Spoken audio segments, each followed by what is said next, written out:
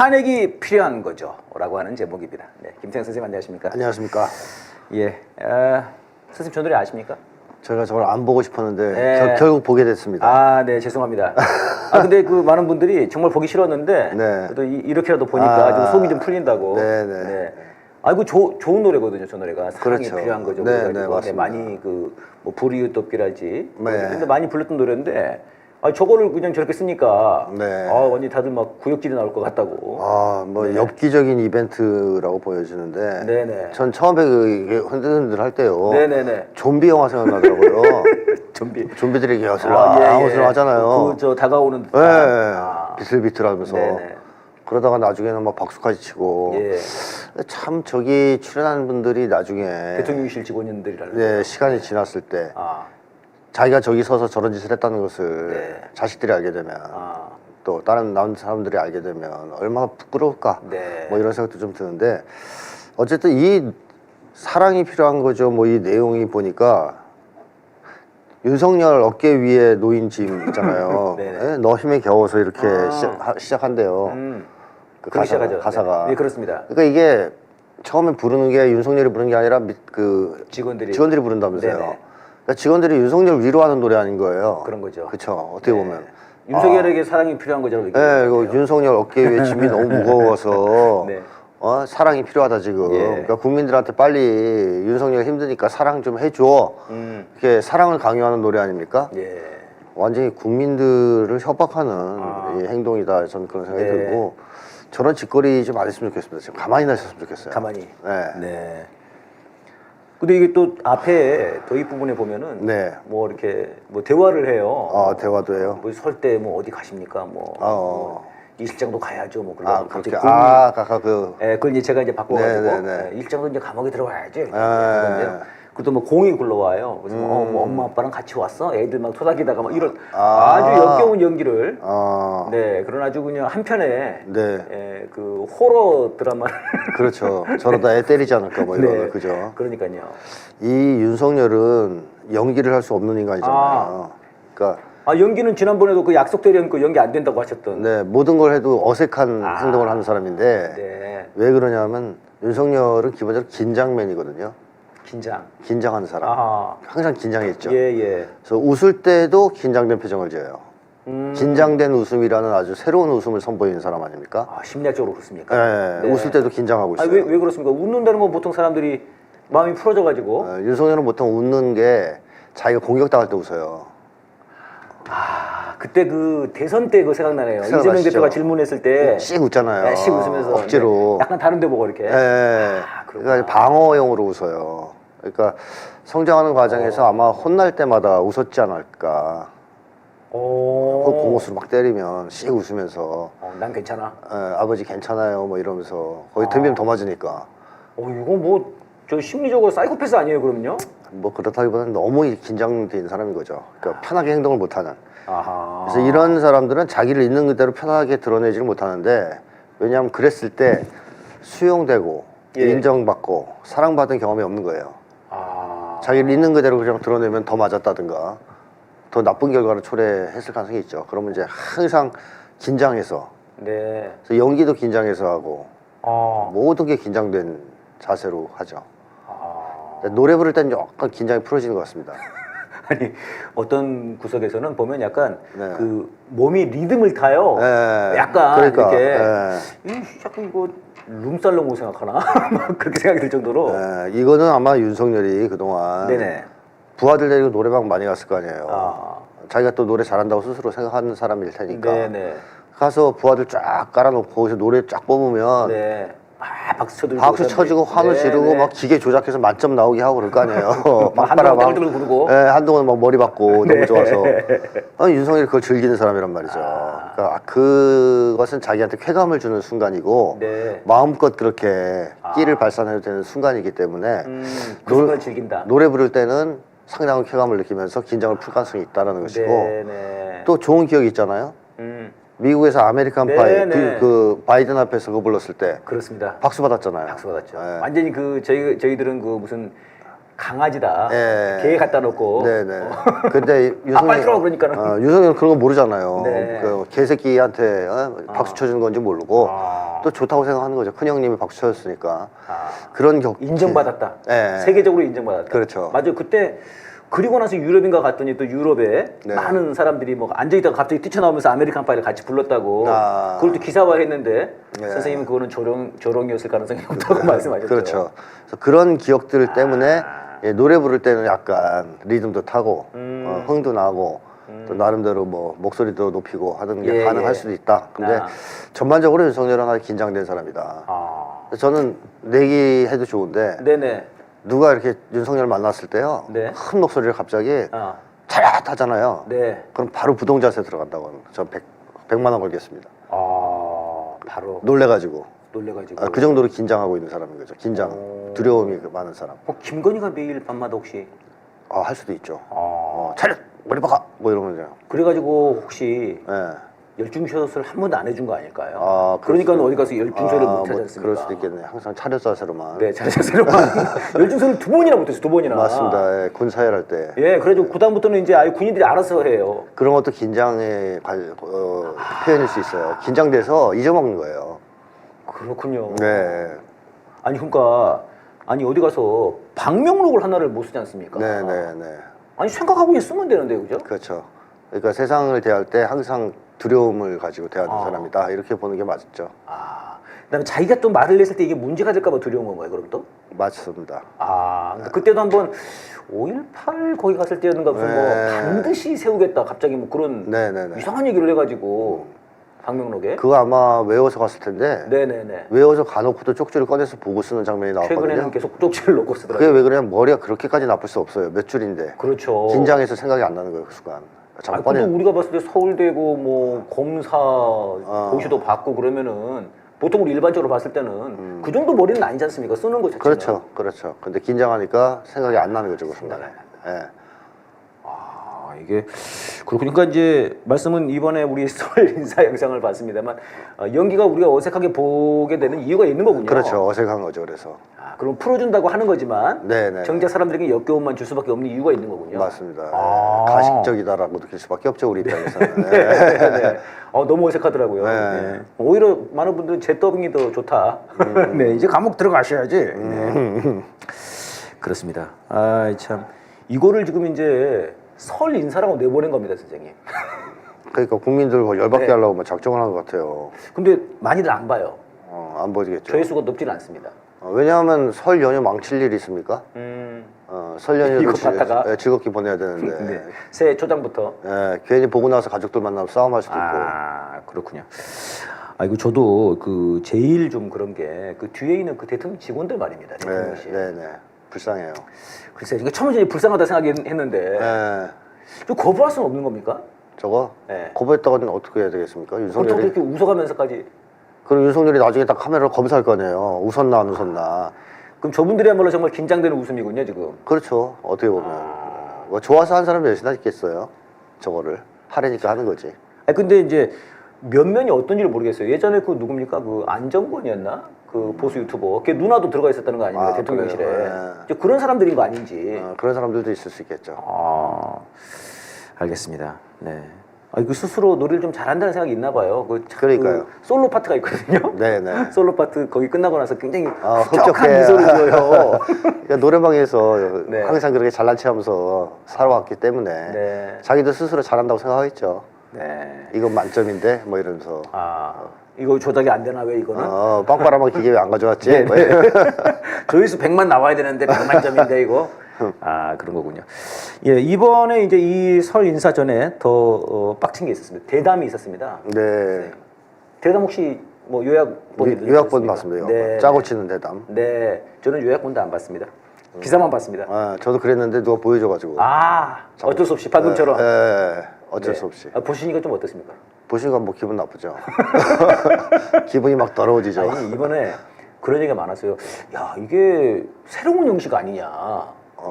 생방도 아니고 이건 대담도 아니고 짜고 치는 고스톱이니까 지금 계속 뭐 서천 화재시장에서도 짜고 치는 고스톱이었고 지금 계속 짜고 치는데 이건 그냥 이것조차도 연기 아니냐. 그러니까 다큐인가 다큐인가 대담인가. 조작된 쇼라고 봐야 되겠죠. 윤석열은 생방송을 할 수 없는 인간이다 이렇게 보면 틀림없고요. 가수들 중에서도 네네. 생방송을 못하는 사람들이 있잖아요. 예. 현장에서 노래하지 못하는 사람들. 굉장히 긴장되거든요. 실력이 없고 긴장되고 이러면 그 소위 뭐라 그래? 네. 립싱크라 그럽니까? 네네. 그 립싱크하는 많이 가수들도 하죠. 있단 네. 말입니다. 그러니까 실력이 있는 가수들은 뭐 혼자 어디서나 부르잖아요. 네네. 근데 윤석열은 립싱크를 해야만 하는 인간인 거죠. 그것도 립싱크도 여러 차례 편집해야만 하는. 네. 예, 그래서 이번엔 뭐 녹화 방송이지 않습니까? 예, 예. 근데 편집하는데 3일이 걸렸다는 얘기가 있어요. 그럼 그럴 일이 뭐가 있을까? 그러니까 자를 게 너무 많았다는 얘기죠. 나가면 큰일 날 자를 만한, 게. 큰일 날 만한 얘기들이. 아. 그리고 뭐 쓸만한 말은 없고. 네. 그러다 보니까 편집 기간이 길었을 건데 그렇게 해서 만든 것조차 네네. 내용을 보면 뭐 구질구질한 변명, 네네. 그다음에 말도 안 되는 자기 홍보, 네. 또 일관된 그런 방송 아니겠습니까? 예, 예. 그러다 보니까 이 국민들 설 연휴를 망치려고 아주 작정을 했나 이런 생각이 들 정도로 이상한 대담을 한 것 같아요. 네. 근데 이거를 또 KBS는 재방송도 내보냈다 그래요.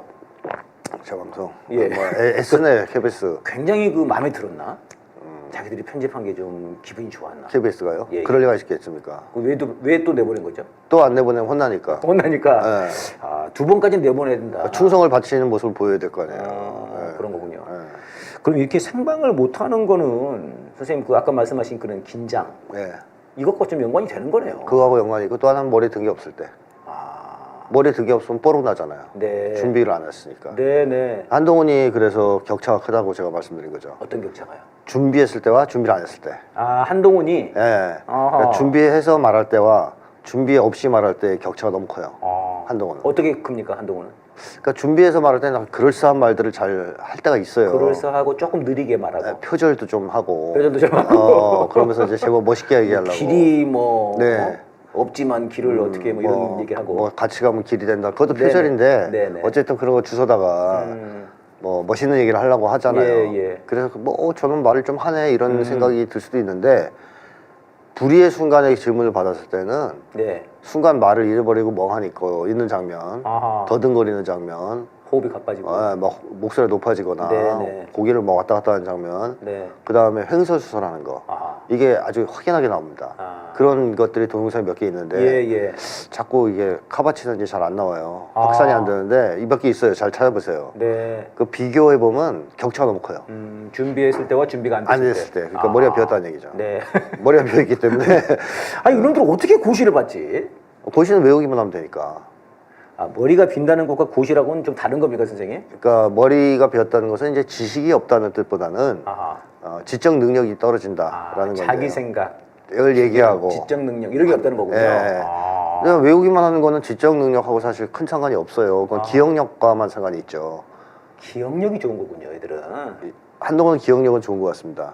특히 상대방의 약점을 기억하는 건 아직 비상한 것 같아요. 네. 집요하게. 예, 근데 사고력, 창의력, 아하. 상상력 이런 건 아직 이제 떨어지는 거죠. 네. 예. 일단 공감 능력이 없는 것 같습니다. 공감 능력은 무조건 없어요. 네, 둘 다. 그러니까 한동훈도 그렇게 굉장히 격차가 심한데 네. 윤석열도 마찬가지다. 마찬가지죠. 머리가 비었으니까. 애들이 저 둘이 가까울 만한 거군요. 그렇죠. 대화가 통하는 거죠. 대화가. 지적 수준이 낮으니까. 야, 이거 참. 네. 그러니까 생방송에서 어떤 질문이 튀어나올지, 그렇죠. 어떤 말을 하게 될지 모르는 두려움이군요. 그렇죠. 그러니까 전에 그때 한번 11월 달이었나요? 그때 무슨 국민들과의 대담이었나 그런 걸 하는데 갑자기 그런 얘기를 했거든요. 윤석열이 뭐 탄핵하려면 하라고 해보십시오. 그 얘기를 했거든요. 갑자기. 네, 맞아요. 그래서 야, 얘가 탄핵 여론을 신경 쓰고 있구나. 그게 이제 만천하에 드러나 버렸죠. 네, 맞습니다. 이제 마치 그런 실수가 나올 수 있는. 그렇습니다.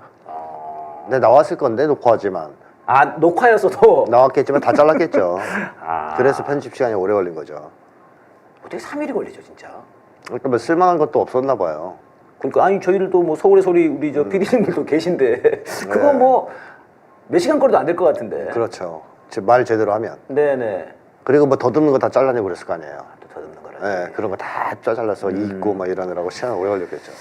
근데 이제 이게 바이든 날리면 2탄이다 이렇게 지금 얘기가 나오거든요. 그렇죠. 거의 그 네, 급이죠. 그런 거지 않습니까? 바이든 잘 들어보십시오. 날리면 됩니다 이러고 했는데 뭐 사실 그거는 뭐 전에도 한번 저희가 말씀드렸습니다만 그 음악 하시는 분이 이렇게 다 노이즈 없애고 딱 그 부분만 하니까 정확하게 들려요 바이든으로 거의. 그런데 이걸 완전 청력 테스트를 해가지고 아니라고 막 박박 우긴 거 아닙니까? 네, 뭐 네. 협회 같은 거 동원해가지고 네. 잘 들리면 무슨 말인지 잘 모르겠다. 네. 이렇게 결론 난 걸 가지고 막 MBC 제지하고 막 그러지 않습니까? 네, 네. 근데 이거는 사진을 확대해 보니까 한 단이라고 딱 써 있습니다. 아, 그리고 윤석열이가 그걸 들고 간 거 아니에요? 들고 했어요. 그 뭐 한 뿌리 빼서 들고 했어요? 단 들고 아니죠. 했잖아요. 그렇죠. 그럼 어떤 미친 인간이 네. 한 단을 들고 한 뿌리 값을 얘기합니까? 근데 만약에 그것도 날리면 상황으로 본다 그러면은 만약에 단이 안 써 있었다면 그렇게 우겼을 수 있을 것 같아요. 이수정처럼. 이게 한 뿌리다. 그러니까 이 중에 한 뿌리만 875원이다. 근데 이건 딱 단이라고 써 있어요 거기에. 안 써도 그걸 통째로 들고 얘기했으면 그러니까, 그렇죠. 누가 그거를 한 뿌리로 네. 생각하냐 이거죠. 그러니까 이거는 이제 바이든 날리면 2탄이라고 하기에는 보다 좀 너무 우길 수가 없는. 그렇죠. 너무 확연한 온 국민의 분노를 자아내는 그런 일 아닌가 싶은데요. 그 이수정이라는 사람이 성공하기도 좀 어렵겠어요. 저쪽 부분에서. 이런 식이면 출사기가. 네. 왜냐하면 공천 받기 전에는 윤석열 실드 치는 게 도움이 될 수 있죠. 공천 받는데 유리해질 수 있으니까. 예. 근데 지금은 윤석열하고 거리를 두는 게 당선권에 들어가는 비결 아닙니까? 지금 약간 다 그런 분위기거든요. 네, 후보들이 다 약간 거리 두잖아요. 거리를 두려고 해요 지금. 아니면 치든가. 네. 그럼 이수정도 같이 공격을 해야지. 거기다 대고 우선 실드를 쳐주면 떨어지겠다 작정한 거 아니에요. 네. 그러니까 이 사람은 사실상 정치적 자살행위를 한 거예요. 네. 생각이 없는 거죠. 생각이 없다. 네. 네, 당선될 의지가 없군요. 그렇죠. 내가 볼 때 당선될 의지도 없고 그 능력도 없는 것 같습니다. 그래도 어젠가 그 농민분들이 집회를 하셨어요. 네. 집회를 했는데 이 875원이 합리적이다라고 얘기를 했지 않습니까 윤석열이? 그래서 이분들이 뭐라고 그랬냐면은 대통령 월급이 875원이면 합리적이었다고. 네. 농민들 입장에서 화가 나는 게 화가 나죠 지금. 한 단에 875원이면 한 300원 정도에 넘겨야 된답니다. 예. 그럼 그 묶는 끈값도 안 나온대요. 포장비도. 네. 얼마나 화가 나요. 그런 얘기를 막 질러대니까. 예. 그 지금 이제 어제 그 농민분들 집회에서 제가 좀 인상 깊은 것은 이 구호 875원이 대통령 월급이면 합리적이다 이놈아. 약간 이런 거 하고. 그것도 아까워요. 네, 디올백에다가 네. 디올백에 그 대파를 이렇게 넣어가지고 이게 디올백과 대파. 네. 참 이게 극명하게 드러나더라고요. 그냥 아무한테나 300만 원짜리 그냥 디올백 받는 마누라나 어디 가가지고 진짜 물가도 모르고 이걸 875원이라고 하는 놈이나. 거기 말고 윤석열 감옥에 가둔 다음에 대파만 먹여요. 대파만. 예. 사람 될 때까지. 예. 사람이 멧돼지에서 사람으로 되나 안 되나? 네, 우리 당군 신화를 다시 한번. 그렇죠. 멧돼지 신화. 멧돼지 신화. 지금 그래도 이게 선생님 뭐 각종 뭐 밈이며 뭐 웹잡을 장난 아닙니다. 장난. 혹시 좀 보셨어요? 못 보셨어요? 많이는 안 봤습니다. 엄청 많이 나오고 제가 본 것 중에 좀 재미난 것은 야 8호 쇼하냐? 그래서 파쇼 정권인가? 뭐 이런 것도 있고 뭐 4월 10날 대파하고 그 다음 날 파티하자 뭐 하여튼 파가 지금 완전 유행해 지금. 네네. 예. 그래서 국민분들이 지금 뭐 아주 이 분노가 엄청났다는 거. 이게 지금 이회창 때 옥탑방하고는 지금 완전 차원이 다른 것 같습니다. 그렇습니다. 네네. 그래서 이번에 토요일 날 촛불 집회 때 그냥 난 다 파들고 나가란다. 이런 분들이 많아요. 그래서 어떤 분들은 한 손인 대파, 한 손인 고모스. 이런 분들도. 지금 이러다 보니까 선생님 이게 보수 쪽에서 아주 비명이 대단합니다. 그러니까 이종섭 사건, 황상무 회칼, 대파. 이래가지고 그냥 막 탄핵 민심이 폭발하고요. 네. 이러면서 이제 뭐 한강벨트, 낙동강 벨트 여기가 조금 이제 야권이 좀 어렵다고 하는 또 대도 약간 간당간당하다고 하는 이런 곳인데 이런 데서 지금 쟤네들이 이 폭망하는 그런 결과가 나오고 있다는 겁니다. 그래서 지금 비명을 막 엄청 지르고 있습니다. 그래서 뭐 비명에 뭐 그런 게 있어요. 조선일보에서는 김대중 칼럼에서 이렇게 되면은 만약에 선거 지면은 나중에 그의 결단이 필요할 수도 있다 윤석열에. 한마디로 물러가야 된다 이런 얘기고요. 물러나란 얘기죠. 네네. 그 다음에 데일리안 여기서는 대통령이 신문 일면에서 완전히 사라져야 된다. 잠수 타라 마누라랑 같이 이렇게 얘기를 했습니다. 잠수 타라. 네네. 어떻게 보십니까? 사실 그 사람들의 이 절규잖아요. 절박한. 네. 왜냐하면 상당히 지금 불리한 상황인데 총선이 예상과는 달리 자기들이 이제 기대했던 것은 민주당 공천 파동으로 분위기가 자기들이 언론으로 분위기가 역전되길 기대했고 또 한동안 연락에 띄워서 뭔가 좀 판을 바꿔보려고 했는데 제대로 안 돼서 좀 위태위태해졌잖아요. 안 됐죠. 근데 이 상황에서 결정타를 날린 거는 사실 윤석열이거든요. 대파로. 네, 그렇죠. 최선을 다하고 있는데 사실 윤석열이 재 뿌린 거랑 똑같아요. 와서 최선을 다해서 죄 뿌리는 거죠. 그렇죠. 최선을 다해서 선거 도와줄게 내가. 네네. 그러고 와가지고 막 재 뿌리고 이런 식이 된 거예요. 네. 얼마나 화가 나겠어요. 이 사람들이. 그러니까 사실 속으로는 이런 거죠. 가만히 좀 이렇게 네, 그런 거죠. 쌍욕이 나갈 줄. 네네. 제발 좀 가만히 좀 있어 너. 나대지 말고. 네. 사라져. 잠수 타. 아, 이런 얘기가 그대로 나올 수밖에 없는 거고. 예, 예. 이미 조중동은 윤석열로서는 극우 세력의 집권이 어려울 것이라고 보고 윤석열을 치고 그 대안으로 보수대연합을 띄웠지 않습니까? 네네네네. 근데 이제 그 마음은 더욱더 확실해졌겠죠. 아. 윤석열 안 되겠다. 쟤는 아, 이번에 그것이 또 확연해졌다. 확인됐다. 도저히 안 되겠다. 그러니까 이렇게 치는 거다. 예. 앞으로 저게 무슨 짓을 할지 모르겠다. 혹시 네. 총선에서 지고 나서 또 뭔 짓을 할지 모르겠고 이겨도 문제고 하여튼 윤석열은 날려야 되겠다 하는 쪽으로 거의 방향을 잡지 않았을까. 네, 윤석열 날리는 쪽으로 갔군요, 이게. 예. 네, 그렇군요. 그러면은 이게 이제 윤석열 입장에서는 이게 갈수록 또 쫄리는 거 아닙니까? 그렇죠. 네, 그러면 진짜 이게 어떤 곳으로 이게 튈지. 모르죠. 네. 예, 이제 그랬을 때 어떤 짓을 할지 모르는 거죠. 그러니까요. 예. 자기 나름대로 최선을 다한 거 아닙니까? 네. 그렇죠. 최선을 다해서 24군데는 다니면서 지금 나름 도와주려고 한 거예요. 1000조 넘게 뿌렸고요, 지금. 자기가 이렇게 도와주려고 애써서 네네. 했는데 네. 할 때마다 지금 똑불 차는 거 아니에요. 그러니까 되파도 이거 일부러 찾아가가지고 그렇죠. 뭔가 이 정도 작품은 괜찮겠는데 그렇죠. 이렇게 얘기를 한 건데 맞습니다. 이해를 못 할 것 같아요, 윤석열은. 자기는 최선을 다했는데 지금. 그러니까 그만큼 사람들의 정서, 심리 이건 모른다는 얘기예요. 이 사람이. 네. 그러니까 이런 계속 똥볼을 차는 거죠. 거기에 핵심이 있군요. 그렇습니다. 국민의 정서, 심리 네. 이런 건 전혀 모르고 내가 천조 뿌리면 다 좋아할 줄 알고. 맞습니다. 이 파들고 내가 뭔가 민생을. 그렇죠. 네. 적어도 사기꾼들도 그건 알아요. 아하. 대중심리 같은 건 압니다. 그래서 사기를 칠 수 있는 거예요. 그렇죠. 근데 윤석열 같은 인간들은 무관심하고 거기에 대해서 그 다음에 공감 능력 자체도 원래 없고 네. 그러다 보니까 이런 걸 못하는 거죠. 네, 그냥 밀어붙이는 거군요. 그냥 지가 하고 싶은 대로 하는 거군요. 이러면 될 거라고 생각하는 거죠. 될 자기는. 거라고. 예. 지금 이해 못 하겠어, 그러니까. 왜 안 된다는 거지 이게? 왜 안 되지? 그렇죠. 이렇게 잘했는데. 이렇게 잘했는데, 어. 야, 내가 지금 술도 안 먹고 내가 그러니까 마트까지 가서. 마트까지 가가지고 이러다 보니까 선생님 탄핵 얘기가 공공연합니다.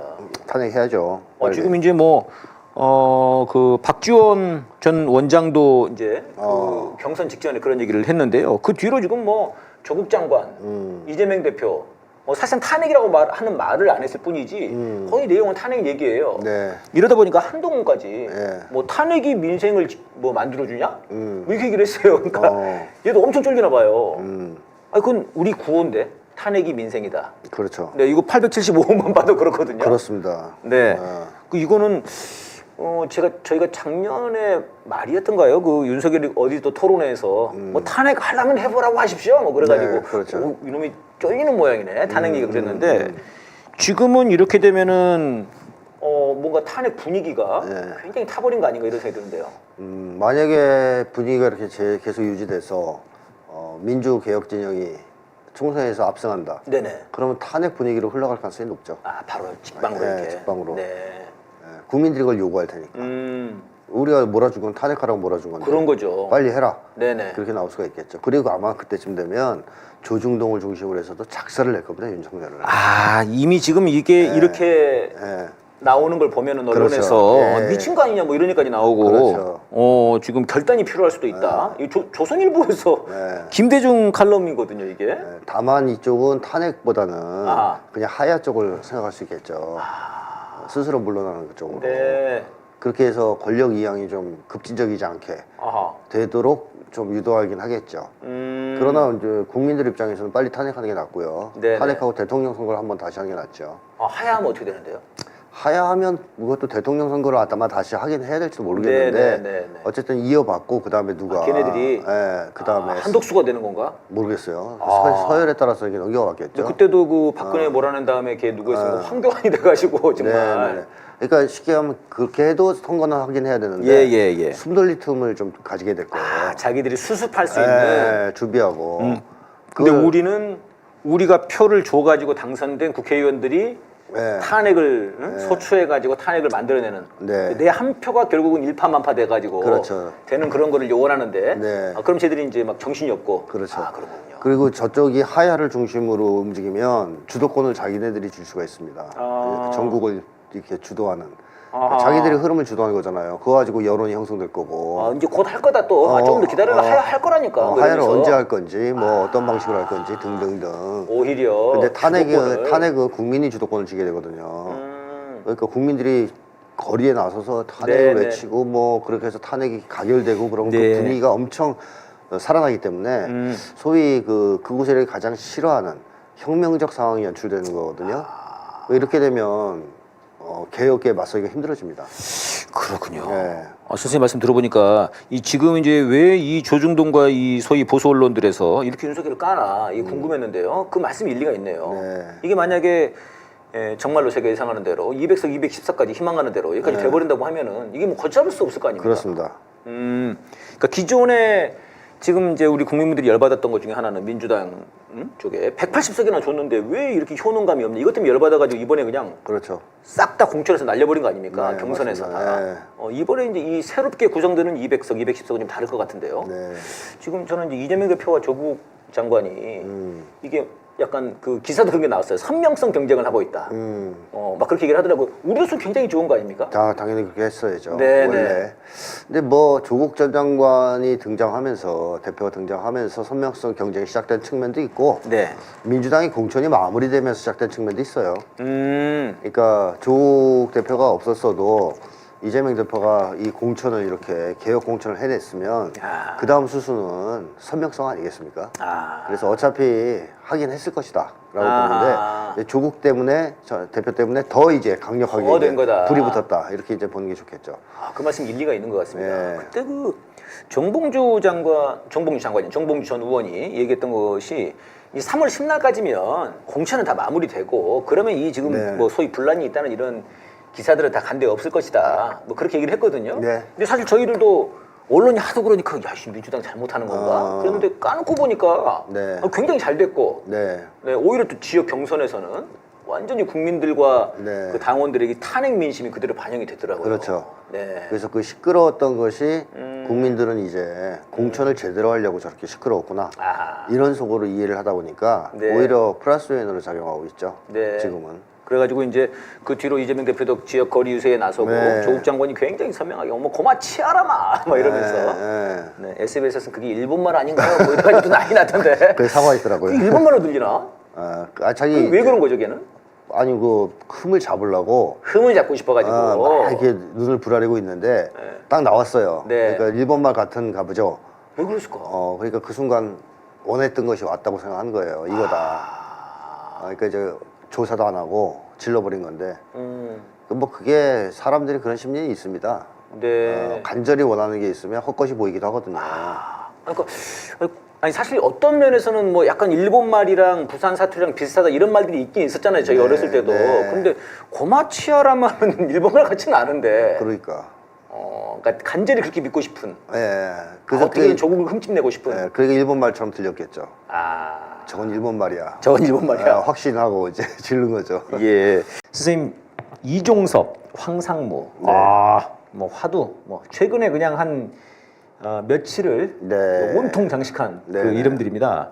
근데 우선 이제 황상무 좀 보면요, 결국 오늘 이제 사퇴하고 이종섭은 또 들어오기로 했는데요. 아무튼간 이거 과정을 좀 한번 터봐보려고 하는데요. 황상무가 기자들과 만난 자리에서 89년에는 칼 맞았었어. 회칼 맞았다. 야, 이 말을 왜 했을까요, 얘는? 그러니까 얘는 이런 사람들은 사석에서 보통 자기의 인생 경험을 반영한 얘기들을 하거나 혹은 평소의 심리 상태를 반영한 얘기들을 꺼냅니다.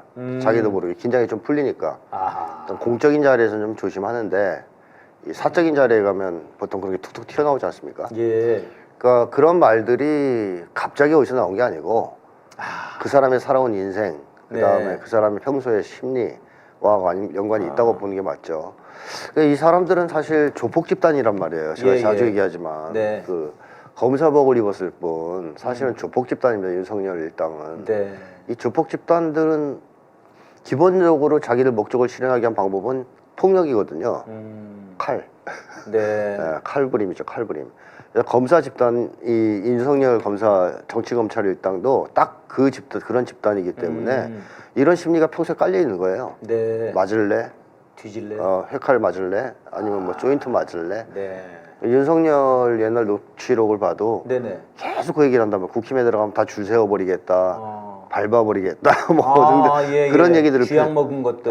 표현을 그렇게 써요. 이 사람들은 이런 심리 상태를 가지고 있다. 또 그렇게 살아왔다 지금까지. 네. 이렇게 봐야 되겠고, 그게 사석 자리에서 그냥 툭 튀어나온 거죠. 네. 그러니까 자기도 모르는 사이에 튀어나오는 건데 그것이 그러니까 일상적으로 그럼 자기들끼리 그런 얘기를 하고 있는 거군요. 그러면. 그렇습니다. 자기들의 일상 문화라고 보면 됩니다. 야, 진짜 기자들 이것들 옛날 같았으면 그냥 칼로 그냥 찔러버리면 되는데. 그렇죠. 이런 얘기를. 너희들 잘해. 뭐 회칼 맞는 수가 있어? 네, 그런 거죠 지금. 그 얘기거든요. 아니 근데 선생님 사실 이거는 협박 아닙니까? 협박이죠. 뭐 이거 대통령실에서 기자들을 협박하는. 그렇죠. 와. 이게 문제가 될 것 같으니까 지도 딱 뱉어놓고 네네. 농담이야 뭐 이렇게 얘기를 했다는데 아하. 뭐 그런 거랑 비슷한 거예요. 제가 어디서 한번 예를 들었지만 깡패가 칼 들고 네. 너 돈 안 주면 확 쑤셔버릴 거야. 맞아요. 쑤셔버릴 거야 이렇게 얘기하면 상대방이 쏠았을 거 아니에요? 그렇죠. 그러고 나서 웃으면서 농담이야. 그럼 돈 안 줄까요? 소용없는 거죠. 네, 그러니까 협박은 이미 간 거고. 이미 간 거죠. 네. 농담이라고 해봤자. 그리고 농담이라고 하는 게 더 무서워요. 네, 그런 힘이 없는 사람이 하면 농담이 맞아요. 아하. 그냥 꼬마가 와서 칼 들고 와서 돈 안 주면 찌를 거야 이러고 농담이야 그럼 진짜 농담인데 그러네요. 깡패가 조폭이 그런 농담을 하면 그건 농담이 아니에요. 협박이라 이거죠. 협박이죠. 네. 그리고 저는 선생님 이게 지금 이재명 대표에 대한 그 암살 테러, 네, 그거 칼 테러 아니었습니까? 그렇죠. 정말 우리가 우스갯소리로 목에 칼이 들어와도 뭐 이런 얘기를 했는데 정말 목에 칼이 들어온 겁니다, 진짜. 네, 맞습니다. 근데 이게 지금 불과 2달 전밖에 안 됐습니다, 선생님. 네, 이게 네. 2달 반밖에 안 됐어요. 네, 근데 뭔가 그거랑 좀 이렇게 연관이 되는 느낌이 들어요. 그건 이제 강한 심증인데요. 네네. 이재명 대표에 대한 테러, 네. 칼 네네. 테러, 뭐 암살 테러가 윤석열 정권이 했을 가능성이 있단 말입니다. 예. 뭐 이제 증거는 아직 없는데 언젠가 밝혀지죠. 정황으로 봤을 때, 예. 은폐하는 것으로 봤을 때 그렇죠. 예, 은폐하는 걸 봤을 때. 네. 그렇다면 수뇌부들은 알고 있을 수도 있어요. 예, 예. 자기들이 했다는 것을. 그러면서 이제 아쉬워했을 수 있는데. 아씨 그때 보냈어야 되는데. 그런 결국 총선이 이렇게 되지 않냐 지금. 그렇죠. 이 사람들은 그걸 내재에 깔고 기자들한테 그 얘기를 했을 수도 있는 거죠. 네네. 야, 그건 뭐 야당 당대표까지 우리가 그러는데 기자 하나쯤이야. 그러니까. 그 기자들도 혹시 그런 정도의 의심이 있었다면, 네네. 이게 정권 쪽과 연관이 있는 암살 시도였다는 의심이 있다면 더 무서웠겠죠. 그러니까 이재명 대표에 대한 이 암살 테러, 칼 테러가 예. 진짜 이 사람들이 했었지 쓸 수 있다, 않았을까? 했을 수도 있었겠다, 또 했지 않았을까 이런 의심이 있다면 훨씬 더 무섭거든요. 그다음에 이 말이 예. 야 옛날에는 너네 그 기자들 허벅지에 칼 찔렸어. 그렇죠. 네. 당 대표까지 우리가 날 이렇게 찌르는데 너희까지 거야 뭐 이런 식으로 들릴 수 있어요. 소름이 끼치네요. 그렇죠, 소름 끼치죠. 예, 그러니까 이제 평소에 늘 이런 그 말들 이런 게 굉장히 이제 심리적으로 일상화돼 있는 그런 거라 이거군요. 자, 그 이종섭 황상무 이 문제를 들고 그래가지고 여권이 막 분열 움직임이 있었습니다 지금. 그래가지고 국힘당에서 막 대통령실을 막 압박하는 그런 분위기가 됐어요. 네네. 네. 그러니까 언론들도 막 공세를 가했습니다. 그렇죠. 굉장히 세게 얘기하더라고요 언론들도. 네네네. 네. 근데 대통령실이 어제까지만 해도 받아들이질 않았습니다. 네, 버텼죠. 버텼습니다. 네. 네. 근데 오늘 갑자기 돌아섰거든요. 네. 저는 버티는 모습을 보면서 그렇지. 저것이 바로 윤석열. 그렇죠. 기대를 저버리지 않았어. 기대를 저버리지 않았어. 고마워. 그렇게 가져와 계속 정선까지. 그랬는데 접었어요. 네. 선생님 이거는 제가 이제까지 그 윤석열을 탐구해 온 사람으로서 뜻밖입니다, 선생님. 네. 어떻게 보십니까? 이 사건은 예. 극우 사대주의 세력에게 심각한 위기 의식을 불러일으킨 사건이라고 봐야 되거든요. 이 두 사람에 대한 사건이. 네네. 왜냐하면 그 국힘당 지지율이 지금 무서운 속도로 네. 사실 추락하고 있고, 네네. 뒤집어서 얘기하자면 민주당 지지율이 아주 빠르게 올라간다고 네. 지금 다들 그러십니다. 네. 여론조사 쪽에서 계시는 분들도. 그러면 자기들도 그걸 알 거 아니에요. 예. 야 이거 민심이 심상치 않다.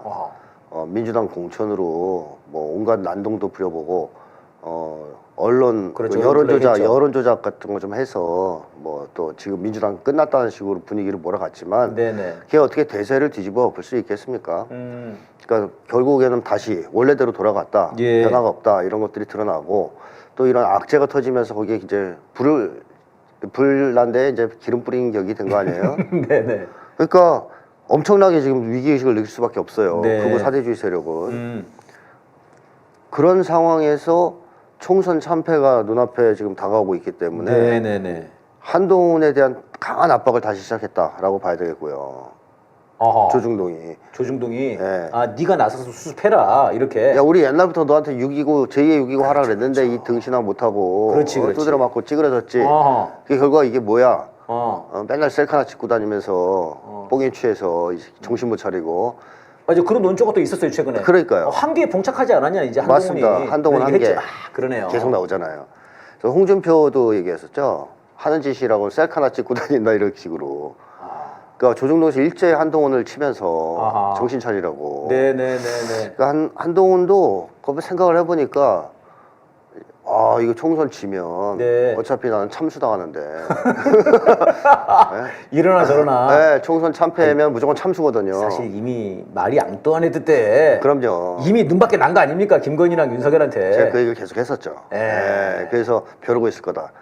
다만 살아날 수 있는 유일한 길은 총선에서 승리라는 것밖에 없다. 근데 이제 보니까 안 될 것 같거든. 네네네. 사방팔방에서 안 된다고. 그러니까 한동훈도 이거 총선 참패하면 참수인데. 참패인가 참수인가. 네, 이거 어떡하지? 네. 참참인데. 뭐 이런 생각이 드니까 뽕 효과가 사라졌겠죠. 지금 셀카를 찍고 있을 때가 아니네. 이런 생각이 들었고 그러면서 이제 한동훈까지 가세를 한 거 아니겠습니까? 네네. 조중동, 뭐 국힘당 뭐 한동훈만이 아니고요. 뭐 함문경까지 나섰어. 네네. 그렇게 얘기를 하더라고. 함문경 뭐. 함문경 지지율 엉망이에요 지금. 네, 그게 안 되죠 선생님. 그러니까 김은혜도. 김은혜는 진짜 어떻게 보면 진짜 윤석열 네. 측근 중에 측근 아닙니까? 네네네. 잘 들어보십시오. 난리맨입니다라고 했던 아주 유명한 호위무사인데. 네, 맞습니다. 김은혜까지도 이거 해야 된다고 나왔거든요. 왜냐? 왜냐? 자기 죽게 생겼거든. 게다가 공천은 끝났잖아요. 공천 전이야. 공천 못 받을까봐. 가만히 있을 수 있지만. 입조심 좀 하고 있을 수 있지만 이제 공천 다 마무리됐단 말이에요. 야, 밥그릇 앞에서는 그런 윤석열도 없다는 거군요. 아유, 이 이리떼들은 먹을 걸 앞에 두고 순간 단합하는 모습을 보이긴 하지만 각자 자기 먹을 걸 차지하기 위해서 또 싸워요. 지들끼리. 네. 그게 이리떼 아닙니까? 예. 그러니까 나쁜 놈들의 단합은 일시적인 거죠. 전술적인 거고 네. 오래가지 못합니다. 네네. 그래서 뭐 국회의원들 입장에서도 공천 다 받았겠다. 지금 내가 당선되는 게 중요하지 뭐 윤석열 정권이 뭐 잘 되는 게 중요하냐? 그렇죠. 이런 생각이기 때문에 네. 자기 살겠다고 지금 다 들고 나온 거죠. 네. 이렇게 일사불란하게 들고 나오다 보니까 이제 압박을 받았을 텐데 말씀하신 대로 근데 윤석열이 이런 거에 찌그러지는 거 아니거든요. 그렇죠. 윤석열은 기본적으로 힘을 내세우면서 자기 아래쪽 사람들이 덤비는 거에 대해서는 그야말로 힘으로 제압하는 스타일이지. 용납하지 않는. 예, 그것도 이제 승패로 바라보기 때문에. 그거는 승패로. 싸움으로 바라봐요. 그래서 내 이 싸움에서 지면 안 돼. 승부욕도 엄청 강하고 그 싸움에서 진다는 것은 자기한테 힘이 없다는 것을 인정하고 확인하는 게 되기 때문에 윤석열로서는 절대 받아들일 수 없단 말이죠. 네. 그래서 윤석열이 버티기의 왕 아닙니까? 그렇죠. 거부권 계속 행사하고. 네. 김건희 특검법까지 거부할 거라고는 진짜 그건 정말 그것도 예상했던 건데 사실. 네네. 뭐 의대 정원 증원 문제도 계속 버티고 있지 않습니까? 네네. 이런 사람이란 말이에요. 그런 사람이죠. 네, 이런 사람이 왜 갑자기 그러니까 이게 궁금한 거죠. 왜? 그러면 윤석열 같은 사람 힘을 중심으로 자기보다 약한 사람을 깔아뭉개는 걸 좋아하고 자기보다 이 말이 중요하죠. 힘센 사람 앞에선 머리 박는 비굴한 사람한테 영향력을 행사할 수 있는 건 누구겠습니까? 네. 윤석열이 자기보다 힘이 세다고 인정하는 누군가거든요. 네. 근데 국내에는 없죠. 네. 이거 미국밖에 없다고 저는 봅니다. 그 미국의 압력이 있지 않았을까? 예. 야, 성렬이 빨리 이거 받아들여. 수습해 이거. 수습해. 이러면 너네 총선 끝나는 거야. 그렇죠. 그리고 너도 뭐 우리가 더 이상 도와줄 수 없어. 뭐 이런 식으로 압박을 받으면 윤석열이가 그거는 태도를 번복할 수 있어요. 하루만이라도. 네. 그래서 그런 게 의심이 강하게 되죠. 왜냐 윤석열의 심리를 봤을 때 그러니까요. 이러한 국내에 있어서의 압박을 가지고 물러설 인간이 아니기 때문에. 그럴 거면 사실 뭐하러 내버렸겠습니까 이종섭을. 그럼요. 호주대사로. 그렇죠. 윤석열은 그런 걸 무서워하지 않고 캐비넷을 열어서라도 다 제압하겠다 이런 쪽의 사람이란 말이죠. 네. 근데 이제 하루아침에 이렇게 빠르게 번복한 걸 보면 상당히 의심스럽죠. 네. 그렇다면 미국은 왜 그런 네. 행동을 했을까? 그러니까요. 미국이 입장이 상당히 난처한 게 강대강으로 충돌하고 있는 한반도 상황에서 미국 내의 여론이 두 가지로 갈렸단 말이죠. 지배층 내에서도. 하나는 북의 핵 능력은 도저히 부정할 수 없는 현실이다. 이건 뭐 간단히 얘기하면 미국 본토가 지금 두드려 맞게 생겼다 핵으로. 이거 어떻게 할 거냐? 전쟁 나면 큰일 난다. 전쟁 나면 우리도 죽는다. 이거 어떻게 할 거냐? 그러니까 계속 우리가 옛날처럼 밀어붙일 수도 없고 또 이 상태를 방치할 수도 없고 그러니까 빨리 뭔가 조치를 취해야 된다. 그래서 나온 게 중간 단계거든요. 그런 얘기가 나왔습니다. 비핵화 중간 단계. 비핵화 중간 단계. 아직도 비핵화는 버리지는 못했어요. 그러니까 이건 체면상 비핵화를 포기했다고 말하면 당장 너무 쪽팔리니까 사실은 포기한 거죠. 비핵화 자체는 비핵화 중간 단계라는 얘기는. 비핵화를 이제 포기하고 현실에서 더 이상 북이 핵무력을 증가시키지 못하도록 좀 제동을 걸고 전쟁 위기를 막자 하는 쪽의 여론이 상당히 지금 득세하고 있습니다. 미국 내에서. 그리고 또 하나 쪽은 아예 그냥 현상 유지나 하지 뭘 우리가 그렇게까지 저자세를 보이면서 이 문제를 수습하려 그래 가만 놔두면 망하지 않겠어 이렇게 생각하는 사람들도 아직 여전히 좀 있어요. 북한이 망할 거다 저러다가 다 허세고 저거. 그렇죠. 핵 능력이 그렇게 세다 진짜. ICBM 그거 전에도 보니까 종이로 만들었더만 모형물이고 약간 이런 식으로 주장하는 거죠. 그 사람이 또 그 얘기 했어요. 그 얘기 또 했더만요. 순항 미사일 그거 뭐 별거 아니다. 별거 아니고. 자, 그 종이 미사일은 어쨌든 문제가 있다. 이거 잘못된 발언이라는 게 이제 명백하게 드러났는데 명백하게. 어쨌든 그 여론은 그렇게 강하지는 않습니다. 미국 내에서. 왜냐면 이 사람들도 뭐 확고한 대책이 있고 뭐 이래서 그런 얘기를 한 게 아니고 대책이 없는데 항복하자니 그게 너무 이제 쪽팔리니까 이런 얘기를 하는 경우가 많거든요. 그럼 나머지 하나는 전쟁을 한번 해보자 하는 쪽일 수도 있겠지만 그쪽은 거의 힘을 잃은 것 같습니다. 왜냐하면 이번에 한미연합훈련을 보면 그야말로 로키로 진행했거든요. 정말 하는 듯 안 하는 듯. 언론 기사도 별로 안 나왔어요. 사진 나와도 뭐 포 쏘고 이런 게 아니고 포 쏘는 거 딱 하나 나왔던데. 드럼통에 기름 붓고 이런 거 나오고 탱크가 포 한 번 쏘는 그거 한 번 나왔더라고요. 딱 하나 나왔죠. 근데 그것도 그거 전날 북한에서 막 그 포 사격했더만요. 그거 다음날 나와서 이거 대응인가? 너무 창피하니까. 그거 하나밖에 없었어요. 맞습니다. 그러니까 이번에 한미연합훈련은 예년과 큰 소리 처음에 쳤단 말이에요. 평소보다 2배 이상 하고 뭐 엄청난 규모로 하고 전략자산도 올 거고 전략자산도 하나도 안 왔어요. 핵 전략자산도. 그러니까 미국 입장에서는 야 이번에 이 훈련을 제대로 감행하면 북 국방성에서도 얘기했지 않습니까? 뭐 경고를 강하게 위험할 수 있다. 그러니까 로키로 했단 말이에요. 낮췄단 말이죠. 이걸 봤을 때는 미국이 결국에 꼬리를 내린 거거든요. 전쟁을 할 의사를 포기한 거예요. 자 그렇게 본다면 두 집단 모두 중간 단계로 가기 위해서는 협상을 시작해야 됩니다. 북과. 두 집단이라고 하는 것은 아까 얘기했던 협상파. 협상파와 이쪽은 그냥 두고 보자. 그냥 시간만 끌자. 굳이 따지면 강경파인가요? 강경파라고 볼 수 없죠. 강경파라고 볼 수는 없다. 그냥 뭐 전략적 인내 또 하자는 식인데. 인내하자. 그냥 참자. 참자. 쉽게 아무것도 못한다 우리는. 그 참자파와 협상파군요. 말하자면 아무것도 안 하자파와 적극적으로 뭘 해야 된다 파. 그러니까 여기는 이제 미국이 결단을 내야 된다 이렇게 주장을 하더만요. 계속. 맞습니다. 미국에서 적극적인 조치를 취해야 된다 이렇게 주장하더라고요. 급하다. 김정은 위원장이 전쟁 결심했다 이런 얘기를 하는 거죠. 자, 둘 다. 자 만약에 협상을 하고자 한다. 이 위기를 타개하기 위해서 제일 큰 걸림돌이 누굴까요? 윤석열이거든요. 미국 입장에서 봐도 윤석열이 제일 문제거든요. 특히 총선을 전후해서 국지전 같은 거 도발하면 선생님 지금 국지전 얘기는 계속 나오고 있어요. 다 날아갈 수도 있어요. 지금 근데 그 얘기가 지금 윤석열 신원식이 지금 몇 번이나 말을 했는지 모르겠어요. 지금 이번 총선에 북한이 개입할 가능성이 높고 도발을 할 거다 이렇게 얘기를 하거든요. 근데 어젠가 또 얘기했어요 신원식이. 또 얘기를 했거든요. 그래서 선생님 이게 북에서는 여기 선거에 개입할 이유가 없지 않습니까? 그거 안 하겠다고. 제가 계속 얘기했죠. 네, 네. 관심이 없어요. 그러니까 아니 북에서 발표를 한 거지 않습니까? 네, 지난해 말 네. 올 초에 보수 정부든 민주 정부든 똑같다고 얘기한 거니까요. 관심 없다. 그러니까 민주당을 밀어줄 리가 없다는 거죠. 그렇습니다. 북한에서. 예, 맞습니다. 근데 이제 윤석열은 네. 왜 그러는 거죠? 그러니까 그 정말 밀어줄 거라고 보는 건가요? 자기가 하겠다는 얘기죠. 국지전을. 아, 그러니까는 북한이 네. 민주당 밀어줄 거야 이 말은 명분이고 그렇죠. 국지전을 정말 내가 하고 싶어요. 원해요. 원해요. 저는 간절히 원해요. 간절히. 나의 소원은 국지전. 네, 그러니까 지금 뭐 그렇게 되는 거죠. 게다가 지금 이게 상황이 이러니까. 네네네. 그러니까 점점 위험하다라는 거예요. 네네. 국지전이 발생할 가능성이 높아지는 거죠. 아하. 그럼 이거 통제해야 되거든요. 네네. 그럼 지금부터 윤석열을 힘을 빼놔야 됩니다. 아. 물론 미국이 한국의 작전 지휘권을 갖고 있기 때문에 네. 전작권을 갖고 있기 때문에 윤석열이 그것을 뚫고 국지전을 도발하기란 만만치 않아요. 선생님 그 부분에서 제가 말을 걸어 죄송한데요. 네. 저는 윤석열이나 신원식이가 자꾸 선조치 후보고 하라고 그러거든요. 네, 선응징 후보고 하라고. 네. 근데 선생님 우리가 선조치는 윤석열도 못하는 것 아닙니까? 작전권이 못하죠. 없는데. 네, 못하죠.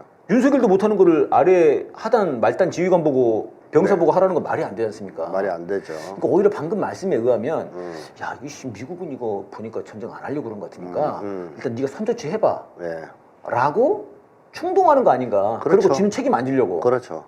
그럴 수도 있다. 그럴 수작인 가능성이 매우 높죠. 아, 높다. 네네네. 그렇군요. 그렇기 때문에 미국 입장에서는 막 백방으로 통제해도 새 나가는 군형이 나올 수 있어요. 아까 그것처럼 네네. 선조치하라 그래서 또 어느 공명심에 들던 지휘관 하나가 선조치할 수도 있단 말입니다. 예. 그러면 수습할 수 없는 상황이 올 수 있죠.